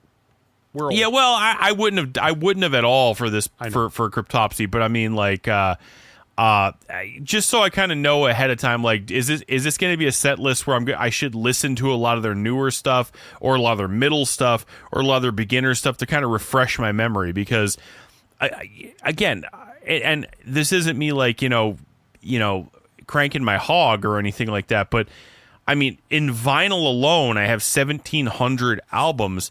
So needless to say, I'm not listening to the same album 50 times like I used to when I was a teenager, and I had a stack of CDs that was, about as tall as Vinny's pecker. So, I listen to a lot of different stuff now, and it's the embarrassment of riches, even with streaming. Like, you can listen to Cryptopsy's entire discography, but then, that leaves you no time to listen. And I don't have endless time like I used to when I was a teenager. I can't sit in my bedroom and listen to the same album 50 times because I have nothing else to do. I have a life, I have a job and everything. Whole point in all that saying is that, like, so I cheat listening. I cheat sometimes. I look at playlists just so I can kind of say, oh, maybe I should listen to Blasphemy Made Flesh a little bit more or a couple more times to kind of refresh my memory, etc. But it was hilarious when they played with Death to All. I mean, they played a lot of The Burning of Gomorrah, which was awesome. I loved hearing all that stuff live. But when they played Emaciate and Cold Hate Warm Blood, I went absolutely nuts. Those are 2 of my favorite songs, and they literally said, like, we haven't played these songs in like 10 years. So to see those live at that show was insanely awesome. And they're definitely, and it's funny because the first time I heard Cryptopsy, the song that got me into them was Cold Hate Warm Blood, because it's, Cryptopsy they're not grind, but they're very technical death metal. They're very fast, and there's a lot going on in there. I've never, to this day, played a Cryptopsy song on guitar just because it's so far outside of my wheelhouse in terms of what I enjoy playing that I've never even bothered trying. But it's it's almost chaotic to a point, but it's one of those like it's like the best way to describe Cryptopsy, it's organized chaos. Where first of all, Flo Mornier is in my opinion, one of the best death metal drummers, period. Like I know he's not a George Callias who's like doing blast beats at like 300 beats per minute. He's pretty damn fast. And he's technical and he's creative too. George Callias is not creative. Sorry, he's technical. Folks, George Callias is not creative. He's technical, he's fast, he's creative, and he's also been doing this since the freaking early 90s. Yeah. Like, you have to remember, Cryptopsy, I don't even know when their first album came out. I can't remember the year exactly where Blasphemy Made Flesh came out, and they had demos before that, but... Blasphemy Made Flesh was 94. I mean, like... But even None So Vile was 30 96. years ago! None So Vile was 96, and... Okay, I'm aware that Cryptopsy is a lower tier band when it comes to like a name and success, and they're not as, you know what I mean, they're not one of those bands that everybody's heard of, but in the world of people who are in that slightly more underground death metal, I mean, if Cryptopsy isn't the biggest of those bands, the album None So Vile is huge. Yes, it is. It's huge, dude. It's because it's an amazing album. I know that it's not your favorite of their albums, but dude, None So Vile is it's a freaking great album. It's just a great album. It's a little less chaotic. I mean, it is chaotic, but compared to Whisper Supremacy, songs like Slit Your Guts don't come off to me as like complete chaos. Well, when I say chaotic, I don't mean I know everybody's just doing what they want, but like if you listen to Cryptopsy, it sounds like there is a lot going on at any given point in any of those songs. And Flo, I watched him play, and like again, like I know he does. In my opinion, Flo does. And you're a drummer, you could speak on this. Flo doesn't get the credit he deserves. Not at all. As far as like, yes. Is he as fast as the guys who are out there now who are 20 years old, like coming out? No. But he's also been doing this. And I don't mean he's been playing drums, but he's been doing this for 30 years up in the public sphere. And before that, he was doing it before equipment made it easy to do it. And he was doing it before every drummer had the ability to go on YouTube and learn easy ways of doing it. It's the truth. I mean, it's the whole thing of like every guitar player now learns, to learn Randy Rhoads by today's standards is nothing, because when you can go on YouTube and learn, when you can do all that stuff, it's not taking away from the talent. It's saying music just evolves. What was hard for musicians 10 years ago is not as hard for musicians now. Well, look at Anthrax partly due to technology. To piggyback on your point real quick, I was going to say, look at Anthrax. I remember reading in Scott Ian's book, he found out when he said Charlie could play fast as a shark, he was like, you can play that? That's insane. And Charlie's like, oh, yeah, I can. I mean, by today's standards, it's nothing. By today's standards, that's a warm-up. And back in the 80s when Anthrax was getting started, that was like, I can't believe you can play that. You know what I mean? I mean, look at something like Sean Reinert, from Death. Look at, you've even like the song "Flattening of Emotions," the way "Human" by Death starts. I mean, you've even said to me like, dude, that drumming is pretty nuts. His feet were super fast, but come on. Look at Richard Christie, even his stuff with Iced Earth. Yeah, I mean, by today's standards, that's nothing. Yeah, by today's standards, when I remember when Horror Show came out and people heard Wolf. Yeah. I remember my favorite comment we got was some guy actually called us at the radio station and said, there is no way that there's a guy playing that bass drum. He had a machine gun hooked up to it. No, it's Rich Christie, half asleep. half asleep playing a leather strap driven standard bass drum pedal. Because you have to realize we're talking about a guy who a couple of years earlier was the drummer on the Sound of Perseverance. Mm-hmm. This is a guy who played Scavenger of Human Sorrow. At least Wolf, all he had to do was play fast on his feet. He played fast on his feet, but basically otherwise just kept time. I remember we saw him, and literally he was sitting behind his drum set playing Wolf, looking like he was ready to doze off. Yep.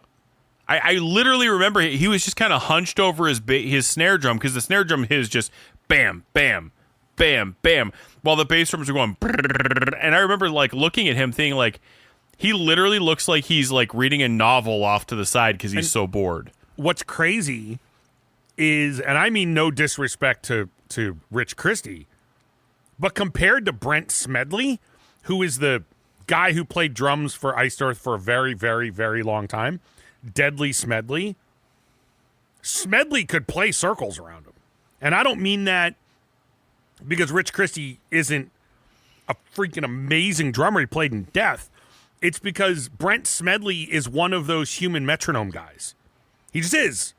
But there are some drummers that are that way. I don't he can think play a million miles an hour and just he's such a precise, borderline perfect drummer. I don't think it's fair to compare drummers today to drummers 30 years ago, and that was my whole point with Flow. Right. I mean, and Brent Smedley's another guy. He was on Alive in Athens, and I mean, he's from the 90s too. Coincidentally, a Florida guy too. But I mean, like, there's just some dudes where you can't compare George Callias to Flo Mournier. Why? It's easy to say I took what he did and made it better, instead of saying I started when none of this existed. I mean, think back of. In fact, I was just talking to a friend of mine about this the other day. Think back, and if you've never seen this, it's interesting. 1985 is when Ronnie James Dio did that "We Are Stars" song, which was, like it was meant to be the heavy metal version of the like USA for Africa, meaning it was meant to raise money, and it was basically because it actually wasn't Dio's idea.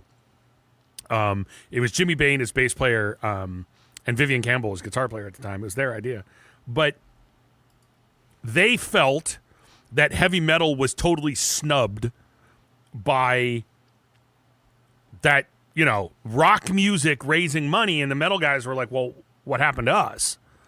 So they did their own. Anyway, all the vocalists come in and do their thing, and they're all awesome. Dio gives Don Dokken a little bit of crap for singing like a wimp. He totally does. But the guitar players come in, and there's a million of them, and they all do their thing. But as the story goes, they were all, and I mean all of them, scared to death of Yngwie. You can read anything you want to about these. Every one of those guitar players was so intimidated by Yngwie. Why? Yngwie's first album came out in 1984. No Parole from Rock and Roll was what, 83? I'm going to look that up. I'm curious now. Let me see if I have my dates right. I know the Dio thing was 85, but let me see. Alcatraz, was that 83? Or I think the live record was. No Parole from Rock and Roll was 1983. I am aware that Yngwie played with Steeler, but what got him on the map was Alcatraz, No Parole from Rock and Roll, and then a year later, and it actually wasn't even a full year. I mean, it was, not long after, in 1984, Yngwie puts out his first record, Rising Force. Guitar players crapped their pants over those records. Because let's be fair, I mean, Yngwie is clearly one of the most gifted guitar players, in that list of most gifted guitar players, clearly Yngwie is there. And for 1985, people didn't know what the hell to do because no one has ever played like him. I don't mean that to say he's better than anybody else. I just mean legitimately, stylistically, no one was like him. He liked Hendrix and he liked Ritchie Blackmore, but he didn't play like those guys at all. All the other guitar players were super intimidated. Dude, do you know how many people on YouTube play Yngwie with their eyes closed now? Why? Because it's been done. You learn techniques. You know, you're a hockey player. Somebody does, you know, like I know you've talked about like the butterfly technique. Like what was it, like when Patrick Wass was doing it, and it was a big deal. Now they teach that to 5-year-olds when they start playing goal. You know, it happens in sports, and I'm sorry if that's a terrible example. I'm just trying to think of one example. Yeah, okay, there we go. I mean, like it's anything. So that's what I mean. It's sports. Eddie Van Halen. When you look back at Eddie Van Halen, when Eddie Van Halen started coming out and doing all that, everyone started doing it. So yes, of course, and Eddie Van Halen didn't actually care about staying on top. He wanted to write. And that's what's really funny is then you get these guys who, you get a guy like Van Halen, 8 or 9 when Van Halen 1 came out. I think it was, yeah. 78. So he comes out, he redefines the guitar. Yeah. You get all these guys who are like, oh, now I have to tap in every song. Now I have to like learn all these fast runs and everything else like that. What did Van Halen do? He's like, oh, I'm going to simplify all my music. If you listen to OU812 for Unlawful Carnal Knowledge, love those albums. You actually start. You listen to like 5150. He actually starts paring that stuff back. Well, and can we also say, look, I don't mean this as a which is better argument. No, it's not about which is better. It's about taste. No, but let me just throw this out. I'm not getting into the argument. I'm simply saying, you're right. Eddie Van Halen, from their first album and easily the second record, right? Because, you know, it had Spanish Fly and all that stuff on the second record. Let's get to OU812. He scaled back his playing a little bit and drastically improved his songwriting. Now, I don't mean he was putting out better stuff. That's not what I mean. I mean, his approach as a songwriter, he got better at writing songs over time. Again, this is not about which you prefer. There's just, you know, you get better at writing songs over time. His interests also changed. Like, right? And that's the thing. Like, Eddie Van Halen redefined the guitar and decided he would rather, and this is something it's a choice a lot of musicians have to make. He decided that he would rather write hit songs that get played on the radio and make him millions of dollars rather than jerking off on stage every night with his guitar prowess. Unlike Yngwie. Yeah, well, and that's the thing. Like, and I always say this. This is the example I always say. I always use this example. You have Yngwie Malmsteen on one end of the spectrum, and you have Johnny Ramone on the other end of the spectrum. You have a guy who has unquestionably mastered the instrument to the point of where he can probably play anything within reason that can physically be played on the guitar for the most part. Then you have a guy over here, Johnny Ramone, who literally, when his first album came out, could barely play guitar. My question is, are more people going to be singing Walking Down the Street in 30 years, singing Far Beyond the Sun, or Blitzkrieg Bop? Well, and again, I mean, it's the approach to what are you trying to achieve? And that's what I mean. It's, to some people, their legacy is, I want to be the best at what I do. Okay, cool. To some people... I mean, and is Yngwie the greatest guitar player of all time? No, but he is the best at what he does. Right. At that style, not only did he invent it, there's been a million people that tried to copy him, and no one does it as well as Yngwie. And that's the thing. He's never really grown out of what he's done. He's never changed. He always hits that 20th fret at the end of everything he does. It's kind of comforting to me. And I love Yngwie, by the way. I will go on record saying I'm probably a much bigger Yngwie fan than you are from a celebrating his entire catalog perspective. Yeah, I mean, I truly love Yngwie records. I love them. It's not because of his guitar playing, albeit I love his guitar playing. I love so many of his compositions that it's funny, I don't really listen to much classical music. And Yngwie just kind of, I don't know, he kind of like fills the classical music void for me. But I mean, a record like The Seventh Sign, I could listen to that freaking record any day because I would put The Seventh Sign up with his best records. From a guitar playing standpoint, you can't beat the first album, right? So you can't. But my favorite album of theirs, my favorite Yngwie album is Trilogy. Probably, I would say Trilogy is my favorite record of his. Odyssey is a close second. But you know, you've got Marching Out, Trilogy, and Odyssey, both which had great songs on it.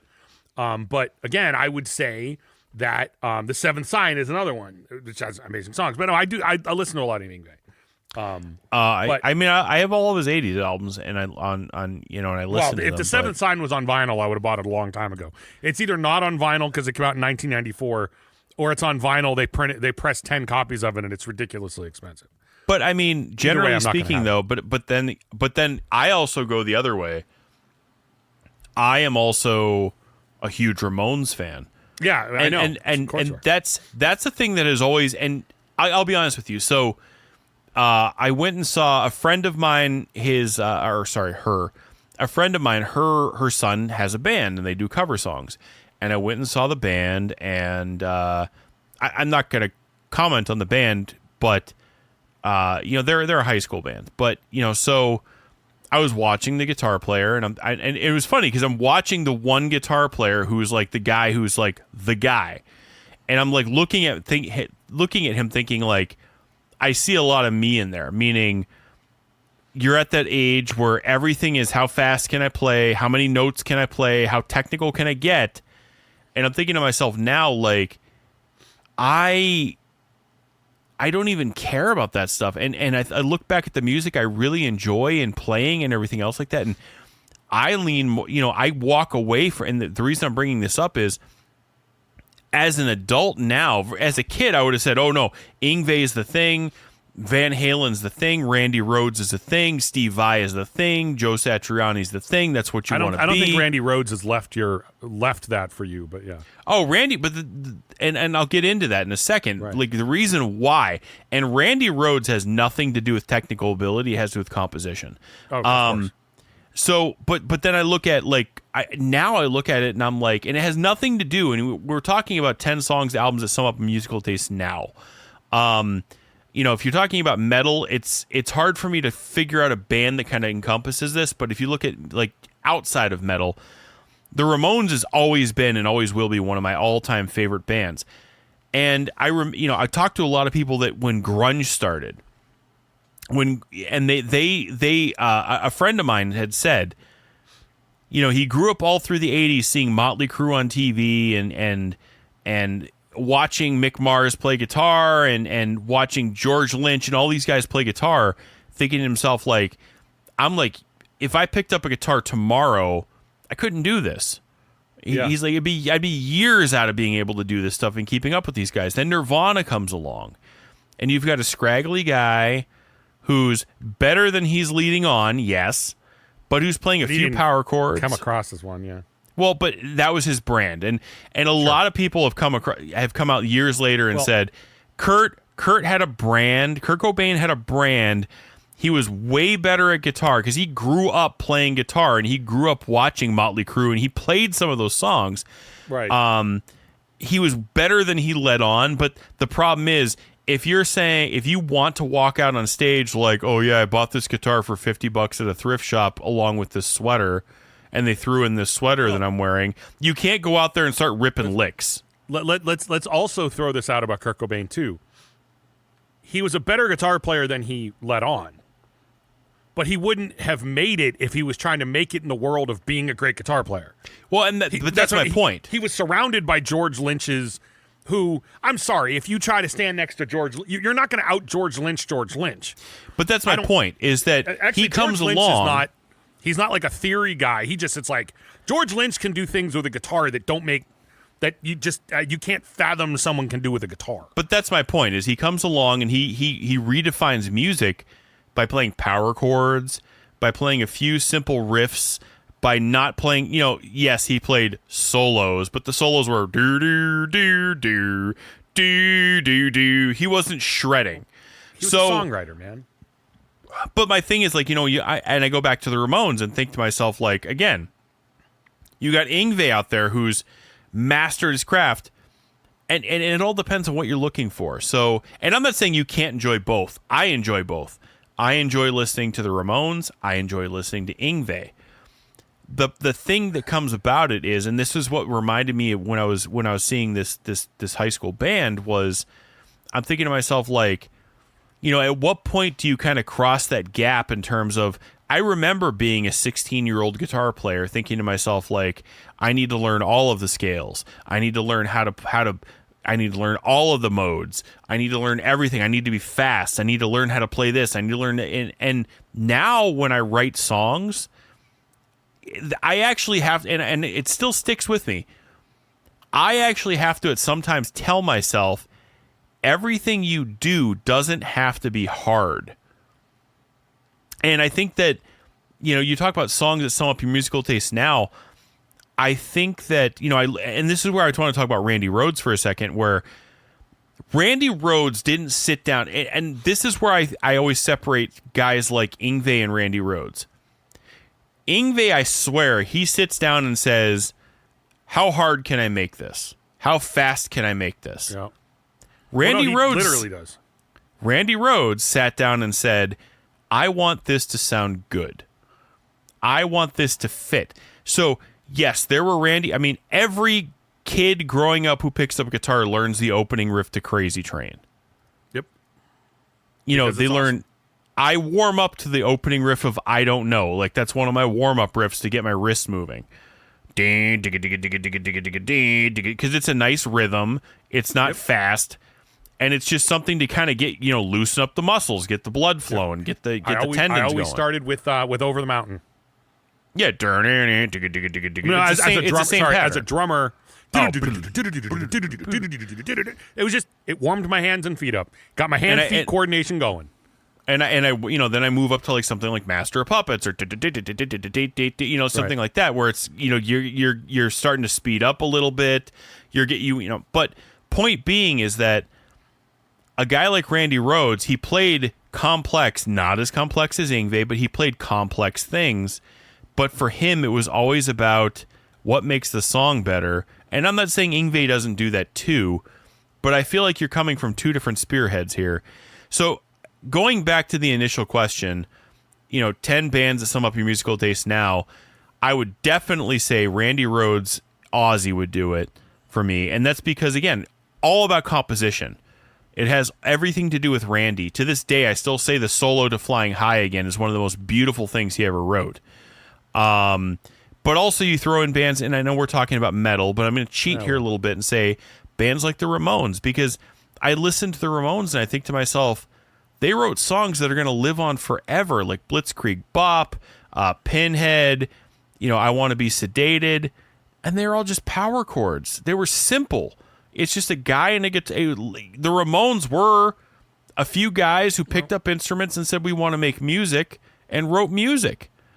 And I remember Michelangelo Badio, the guy who's known for being that guy, the guitar player, flat out said, a true musician will find a way.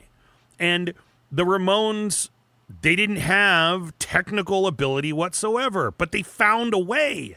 They found a way to channel what was in their head. The song that was in their head, they figured out how to channel it.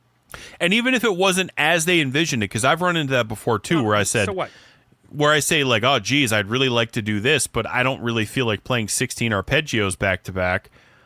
I'll say, you can say maybe it doesn't need to be that. And I remember one of the first songs I wrote with my current project, I couldn't figure out what I wanted to play in the verse. I couldn't do it. I was like struggling. I'm like playing all this complex and intricate stuff, and I'm like, none of it's working. Then I went and saw the Misfits, and I'm listening to the Misfits, and it's funny because Jerry Only on the album Project 1950, one of the inserts for the album has this whole entire thing. Jerry Only wrote this like huge essay with diagrams and music, everything, about what makes a hit song. Now, yes, the Misfits didn't have any quote-unquote hit songs, but you have to remember, he was right. He was talking about hit songs as it applied to the 50s. And he was talking about like keys, this key is known to bring happiness and everything else like that. And it after seeing the Misfits, it reminded me like, dude, it's okay to play like 4 power chords. It's okay to do like 2 power chords. You don't have to have everything be 2 power chords, 16 palm mutes of 16 different notes, another power chord. Like, it's okay to hit an E chord, and that's your verse. Your entire verse is just it's okay to do that. And you want to talk about songs that sum up musical taste. I feel like it's not fair for me to say like Misfits, Ramones, that kind of stuff plays a significant part into my musical taste. Now, I find it hard to separate what I listen to from what I perform, what I play at home, and everything else like that, because I am a musician. It's like also stuff that inspires you. I mean, and that's it. And that, like I said, I went and saw the Misfits, and I came home, and did I lift a Misfits riff? Not at all. What I wrote sounds nothing like the Misfits, but it reminded me, you know what? It's okay to play like 4 power chords, and that's all you have to do. Well, and look, I mean, I've admittedly said I am not a fan of the Misfits. I'm not a fan of the Ramones. If you put a Ramones record on, I will not ask you to turn it off, because I've never heard a Ramones song that I disliked. I'm not a fan. It is just kind of not. It's more just like it's really not my thing. But they were punk, but they don't sound like what other punk bands were sounding like in the 70s. Ramones are kind of their own thing. Though, that being said, We Want the Airwaves will always be one of my favorite songs, like, ever by anybody. I just love that song. But the Ramones are a band I don't know how to say. I appreciate them a lot. I appreciate them more so than I get into them. The Misfits, it doesn't make any sense, because it should actually be the other way stylistically. But there are a couple of songs from American Psycho and Famous Monsters that I like. I use the term like kind of loosely, but I did a cover of it for Halloween a couple of years ago. Like, I like the song Dig Up Her Bones, but this actually plays into what you were saying. Graves wrote that song. It's 100% Graves wrote that song. If you look it up on YouTube, you can listen to Graves playing the song on acoustic guitar the way he wrote it. The way it appears on the Misfits record is not the way he wrote it. The way he wrote it is, I don't know how to say this. It's going to sound condescending, but I don't mean it that way. The way Graves wrote it is far more musical. There's a little bit more to the arrangement, but it's also, you could tell he's coming at it from a much more musical way of going about it. Do I think that Doyle probably couldn't play it? Yeah. That being said, he gave the song to the Misfits, and Doyle did what he does. Look, Doyle's not a very good guitar player, but he's very good at doing what he does. He can downpick like a monster. Haha, no pun intended. But, I don't know. People have heard the one by the Misfits. You're not wrong. It might not be a hit song, but it was a single. They made a video for it and everything.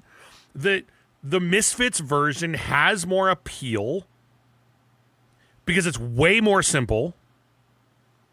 And it's the Misfits, Now, me, as someone who's not into punk and not into the Misfits, I much prefer Doyle's original composition of it. It plays more into kind of what I like. You mean Michael Graves. What did I say? Yeah, no, sorry. Yeah. The way that Michael Graves wrote it, if I screwed that up, I'm sorry. I just said the wrong thing. But again, I was about Michael to say, Graves, there's no way Doyle wrote something more complex than that. No. The way Graves wrote it, you can look it up on YouTube, just in case I screwed the names up. Graves's version, it's not complicated, but I mean, I'm looking at it going, I'm telling you right now that's a bar chord that Graves probably can't play. But it was a little more musical. That Doyle can't play. Sorry, God, why do I keep now I'm going to say the wrong word every time. Doyle, it is very likely that Doyle probably couldn't play it. And I don't even mean that because Doyle's bad. It's just it's nothing like the way Doyle plays guitar. I get it. I prefer the more musical approach in the way Graves wrote it. But that song would have probably not been a very successful song. The way the Misfits do it makes the song more of something that just comes across as really cool. And it gives it that attitude. Again, no pun intended. So it kind of does play. Again, here's me. Of course I like the one that seems more musical. But again, there's a reason why they put it in Doyle's hands and Doyle simplified it. But it was one of the singles off that record. It was a big song. I remember when it was out. It was a big song on that record. Really, I mean, Famous Monsters had Saturday Night, which was a big song for them. There's a freaking simple song too. Anyway, but yeah, and I mean, I it would make more sense if I liked the Danzig era of the Misfits. I don't know. I'm just not a Misfits guy. I just admit it. Graves did a few things I like, but I don't get excited about it. The Ramones, though, like I said, I totally appreciate them. They're just not a band that ever overly clicked with me. And Rex, I've said this before, but if you had Sirius XM, you would absolutely love Duff McKagan's radio show that he does on there. It's called Three Chords and the Truth, which I know is a cliched saying, but his show, Three Chords and the Truth, is he plays some punk, he plays some rock, he plays some metal. And not everything on there is, well, he does play the Ramones. Not everything he plays on there is, by guys who weren't necessarily good at their instruments. But everything he plays in there fits that mindset of, because what you're describing is the Three Chords and the Truth kind of thought process. Like, you don't need to play like Yngwie. You need three chords and the truth, right? I mean, that's what you need. That's what's cool about Duff McKagan's show is that, he might play a band just because he likes them. He might play a band because, his Velvet Revolver toured with him. But at the end of the day, that's the theme of his show is bands who just kind of were just great. They just wrote great music and they didn't have to be flashy. Duff McKagan was also a punk rock guy, long before he was in rock bands. He was a punk guy for sure. Anyway, continue. I didn't mean to go off on that tangent, but I typically don't have a lot to say about the Ramones, solely because I'm not a huge fan. But We Want the Airwaves is amazing. I will always love that song. It's at the end of Airheads, and I'll just always love it. So I mean, it's hard for me to sum up like a number of bands that dictate my musical taste. I could give you a list of bands that I'm enjoying right now. I mean, again, not to step. Revocation would be one of them. I always listen to Revocation. And what's really funny is periodically I'll rediscover and a band that has really been high on my radar now for a while has been Nine Inch Nails. Yeah. I can't. It's like that movie you've seen when I think of Nine Inch Nails albums, it's like that movie you've seen 1,000 times where you could put it on in your living room, walk out of the room, cook dinner, walk into the room, and at any given point know exactly what's going on. There are movies that are like that, right? That you can just watch them anytime. Well, that's what I was talking about. Yeah, you can. So you could walk in. So, but like that's how Nine Inch Nails has always been for me. Where I only really go up to With Teeth. I don't do anything. Look, I'm not saying I dislike it. I always say like when Trent got happy, that's where he lost me.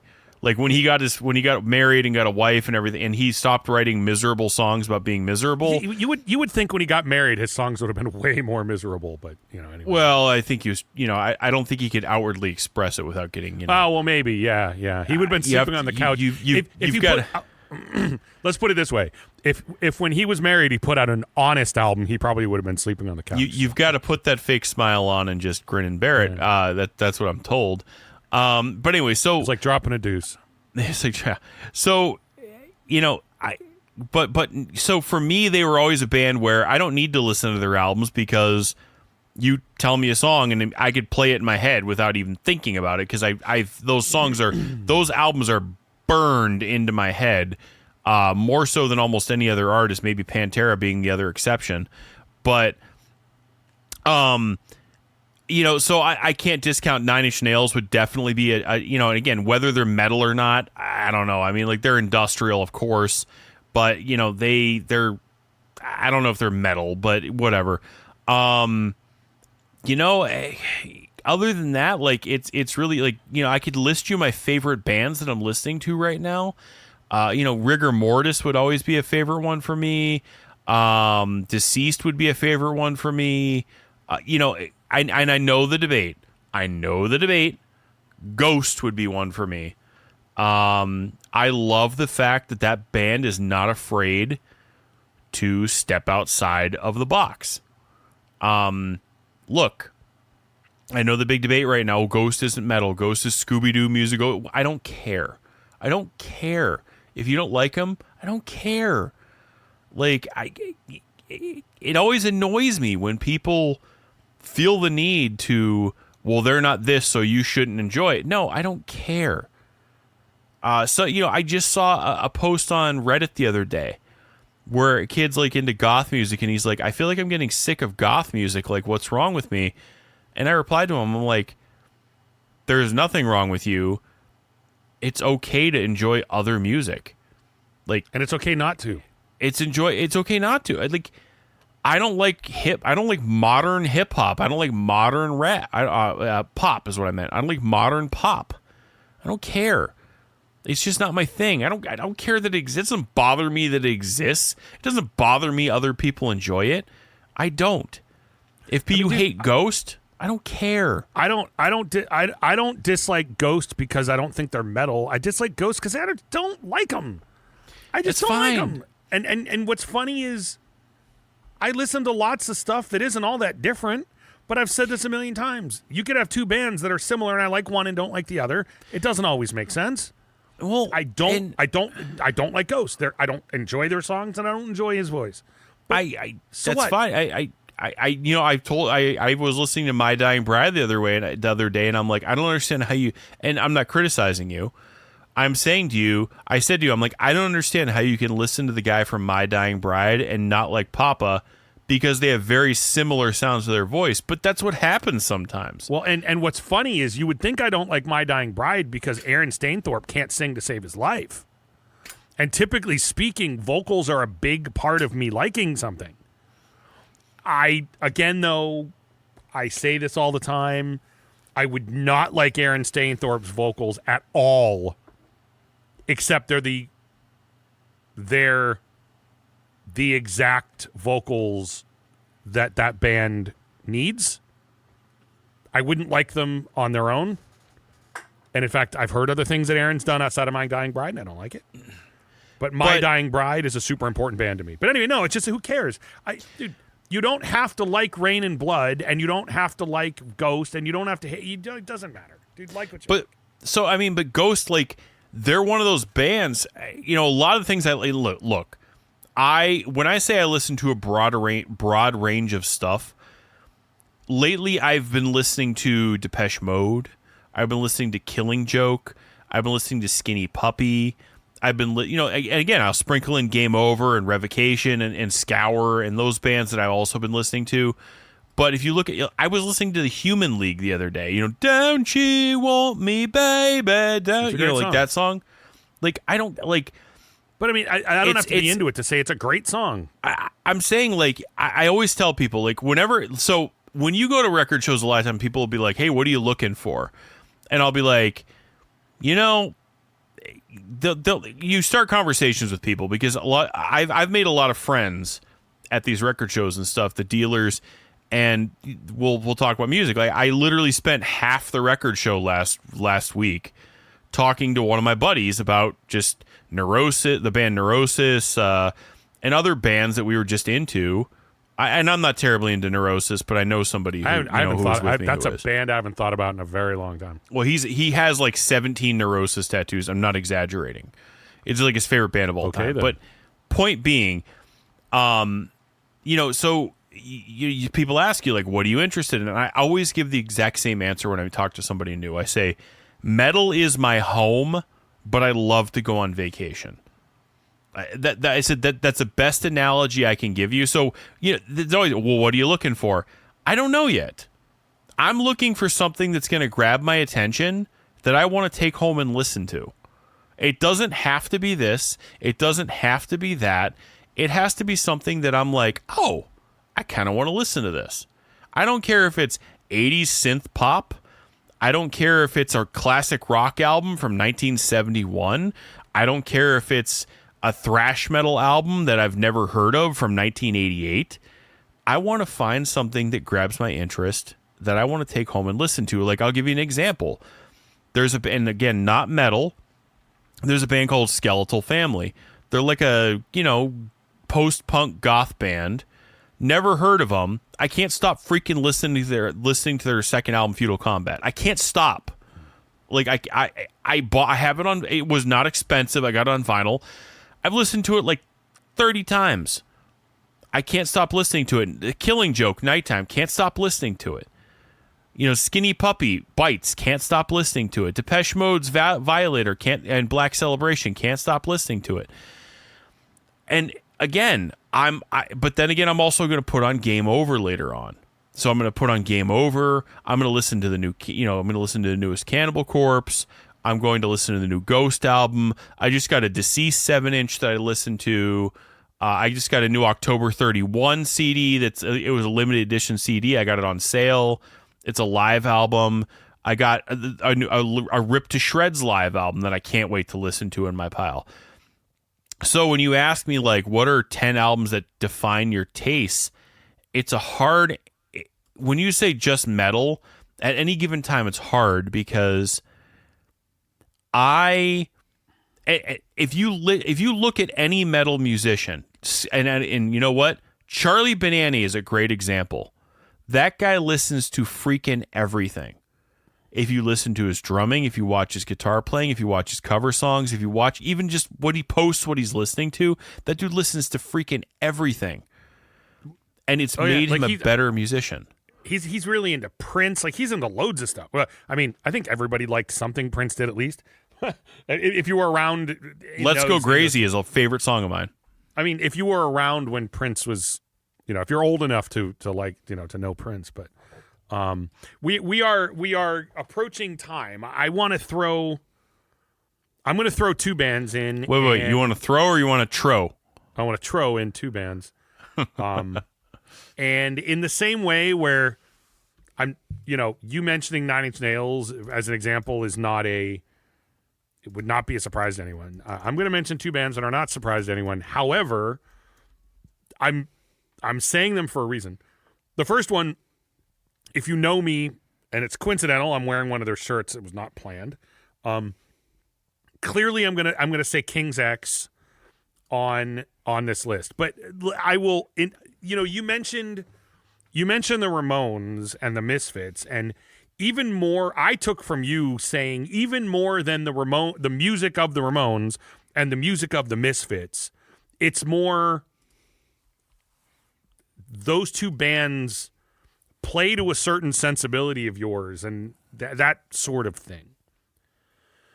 My deal with King's X is they're almost the band that can sum up what I like musically all together in the same band.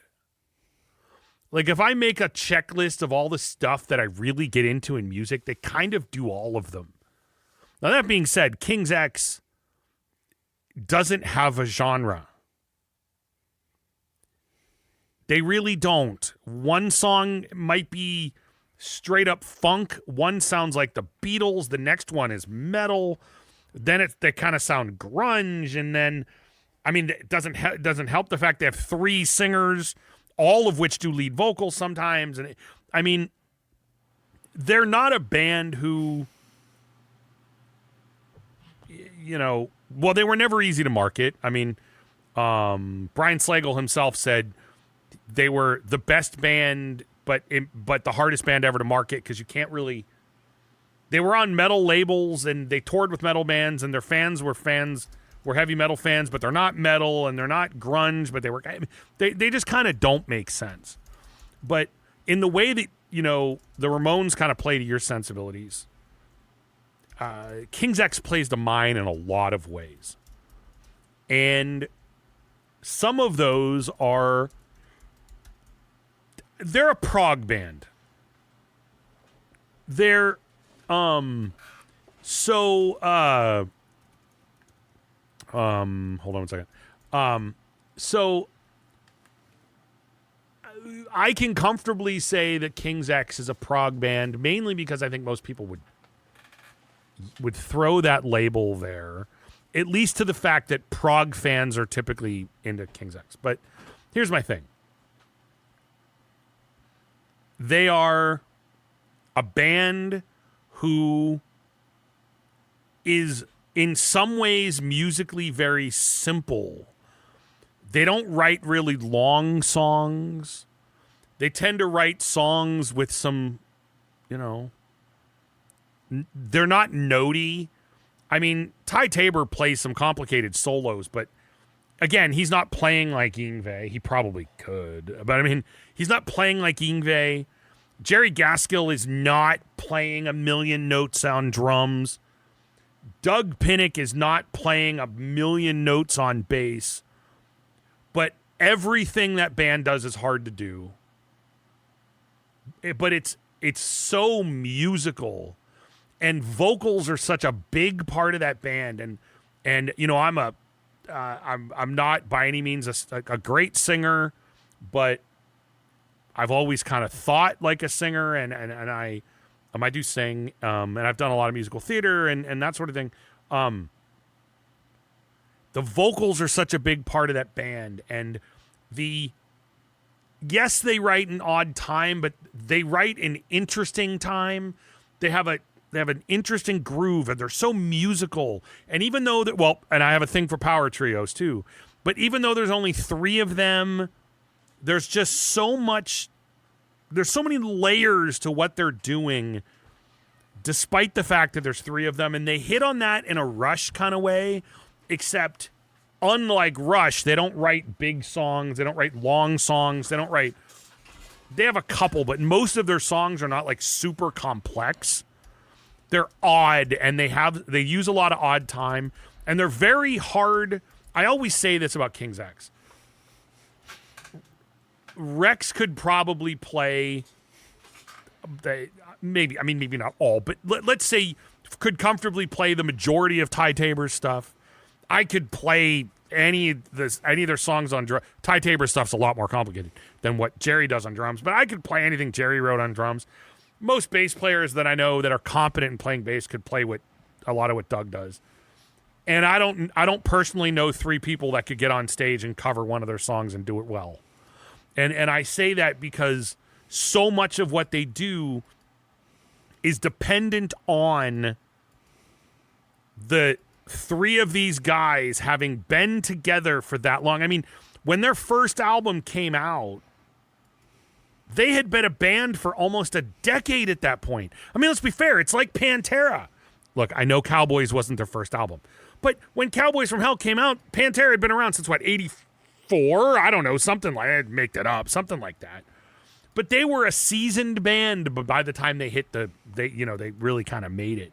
King's X, first of all, they performed under a different band name before that. So these were 3 guys that if you watch them play live, you go, they share a brain. It's crazy how, again, it's like Pantera was this way, but they share a brain. They're so freaking tight, and being able to do all those harmonies all the time, and they're always singing. I mean, they're playing King's X individually, instrument to instrument, is kind of goofy.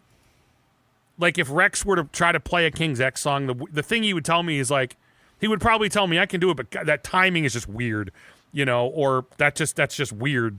And I would say the same thing about Jerry. I'm like, well, it's not complicated, but it's a little weird. But it all just, like I said, and I'm not just saying this to talk the band up. That's not what I'm doing. I'm more just saying that they're a band that just hits what I like. You're trying to fluff them? Yeah, I'm not trying to fluff them. But they hit what I like in so many different ways. You know, some bands are like, I really like this band for this reason.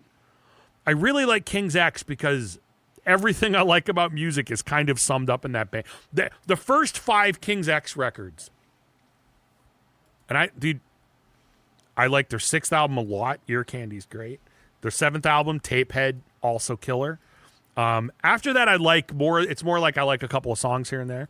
But their first 5 albums, almost every damn thing that I could ever ask for out of a band that I like is somewhere on those records. And I know I sound like I'm overstating it, but they do really sum it all up for me. And the other band, unsurprisingly, anyone who's known me since the mid to late 90s, Savatage is another band that is very unlike King's X, but is another band that plays to, again, if I were to say, what do I like in music? King's X sums up a lot of it. Savatage sums up a lot of it. They're very musical, but unlike King's X, they, especially their later albums, starting with Gutter Ballet, they dabbled in it a little bit of Hall of a Mountain King, but starting with Gutter Ballet, there is a distinct element of musical theater in that band. And it's because either right before Hall of the Mountain King or right after Hall of the Mountain King, Paul O'Neill, who was their producer and often wrote lyrics, took John, main guy in Savatage, took him to see the Phantom of the Opera musical on Broadway. Literally took him to see it, and John was so into it that opened his eyes up to playing from a classical music standpoint, but also a very theater standpoint. And, you know, not to mention how much I still love concept albums. So take something like Streets by Savatage. Again, one of my all-time favorite albums, has been since high school. Streets is it's literally called Streets, a rock opera. But it is. It's a rock opera. It's a story, and it's got so many layers to it. But I would go as far as to say, if you really want to experience how freaking great that band is, like the album Dead Winter Dead. I mean, the story. I mean, it's another concept album, but it's a story that'll just grab you, and it's just so big, and there's so much musicality and so much feeling and emotion in that record. Not to mention it's the album that has Christmas Eve on it, which, as you know, became the Trans-Siberian Orchestra song. But again, I would say if you took King's X and Savatage, you could sum up my lifetime musical journey of everything I've ever liked about music. It's almost like you can sum them up in those 2 bands. I mean, there's a million other bands I like. I mean, clearly, Guns N' Roses were a huge part of my life. Metallica was a huge part. All these bands were a huge part of my life. But if you put them in, you know, the Venn diagram, whatever you want to call it, Savatage, King's X, probably hit, if you were to walk over to my record collection, everything I like about all those bands, you know, King's X and Savatage hit them. I mean, there's lots of other bands. Again, I would point to those as my, hey, what do you like in music? I'd say if you listen to say Gutter Ballet, Streets, Edge of Thorns, and Dead Winter Dead by Savatage, and if you listen to the first 5 King's X records, and I know that's a lot of music, it's like 10 albums, but my point is, if you listen to those, you will pretty much be able to understand my musical journey, and you will understand where I started to where I am now, I think, with those 2 bands and a handful of the records by them. So that's kind of my thing. And I know I talk about both of these bands a lot. But and I really didn't want to with this conversation because I mean, come on, dude, I still listen to Euthanasia by Megadeth all the time. You know, I still listen to Anthrax all the time. There's still rock band. I still listen to Journey all the time. I still listen to Styx all the time. I mean, there's classic rock bands and metal. I mean, there's a lot of bands I listen to all the time. But I think those two sum it up. I think the only thing that stops those two bands from being it is because I don't consider King. The one thing that I don't, King's X is not, they're not really an overly lyrical band. Some of their songs make no sense whatsoever. Some of their lyrics are borderline, there is no room inside a box. There is no room inside. They have a song called Lost in Germany. It's literally because they were in Germany one time and they were lost. I mean, King's X is not a band that, there's a few songs. Cigarettes is one. Maybe, I don't know. There's a couple of songs here and there where King's X, it's like, oh, those are some pretty cool lyrics. The song Mission from Gretchen Goes to Nebraska. Okay, fine. But yeah, they're not really an overly lyrical band. Sabotage is, but that's because they were writing rock operas. So it's not like I get really excited about the lyrics as much as they tell a story. I think that's the only thing missing from those two bands is there are certain types of lyrics that I tend to gravitate to, often sad bastard lyrics. That neither one of those bands really hit that. But anyway, I think that's about what I have to say. I think we hit a bunch, and even if this was an episode where we mentioned some of the same bands we talk about a lot, which we try not to do, I think they were important. And hey, at least we went from talking about, Penthouse magazine to having a realistic conversation about the strategic use of castles in music. Anyway, Rex, I don't know if there's anything you need to add, but we have exceeded our stay here. The servers are standing around waiting to fold their. They're waiting to roll their silverware, but they can't do it till we leave. So I think it's about time that we bounce. But again, if you need to add anything or anything else you want to say as your parting words, I present you with the opportunity. Nope, I'm good. I mean, no, sir, I didn't like it. No, sir, I didn't like it. No, but truthfully, we've.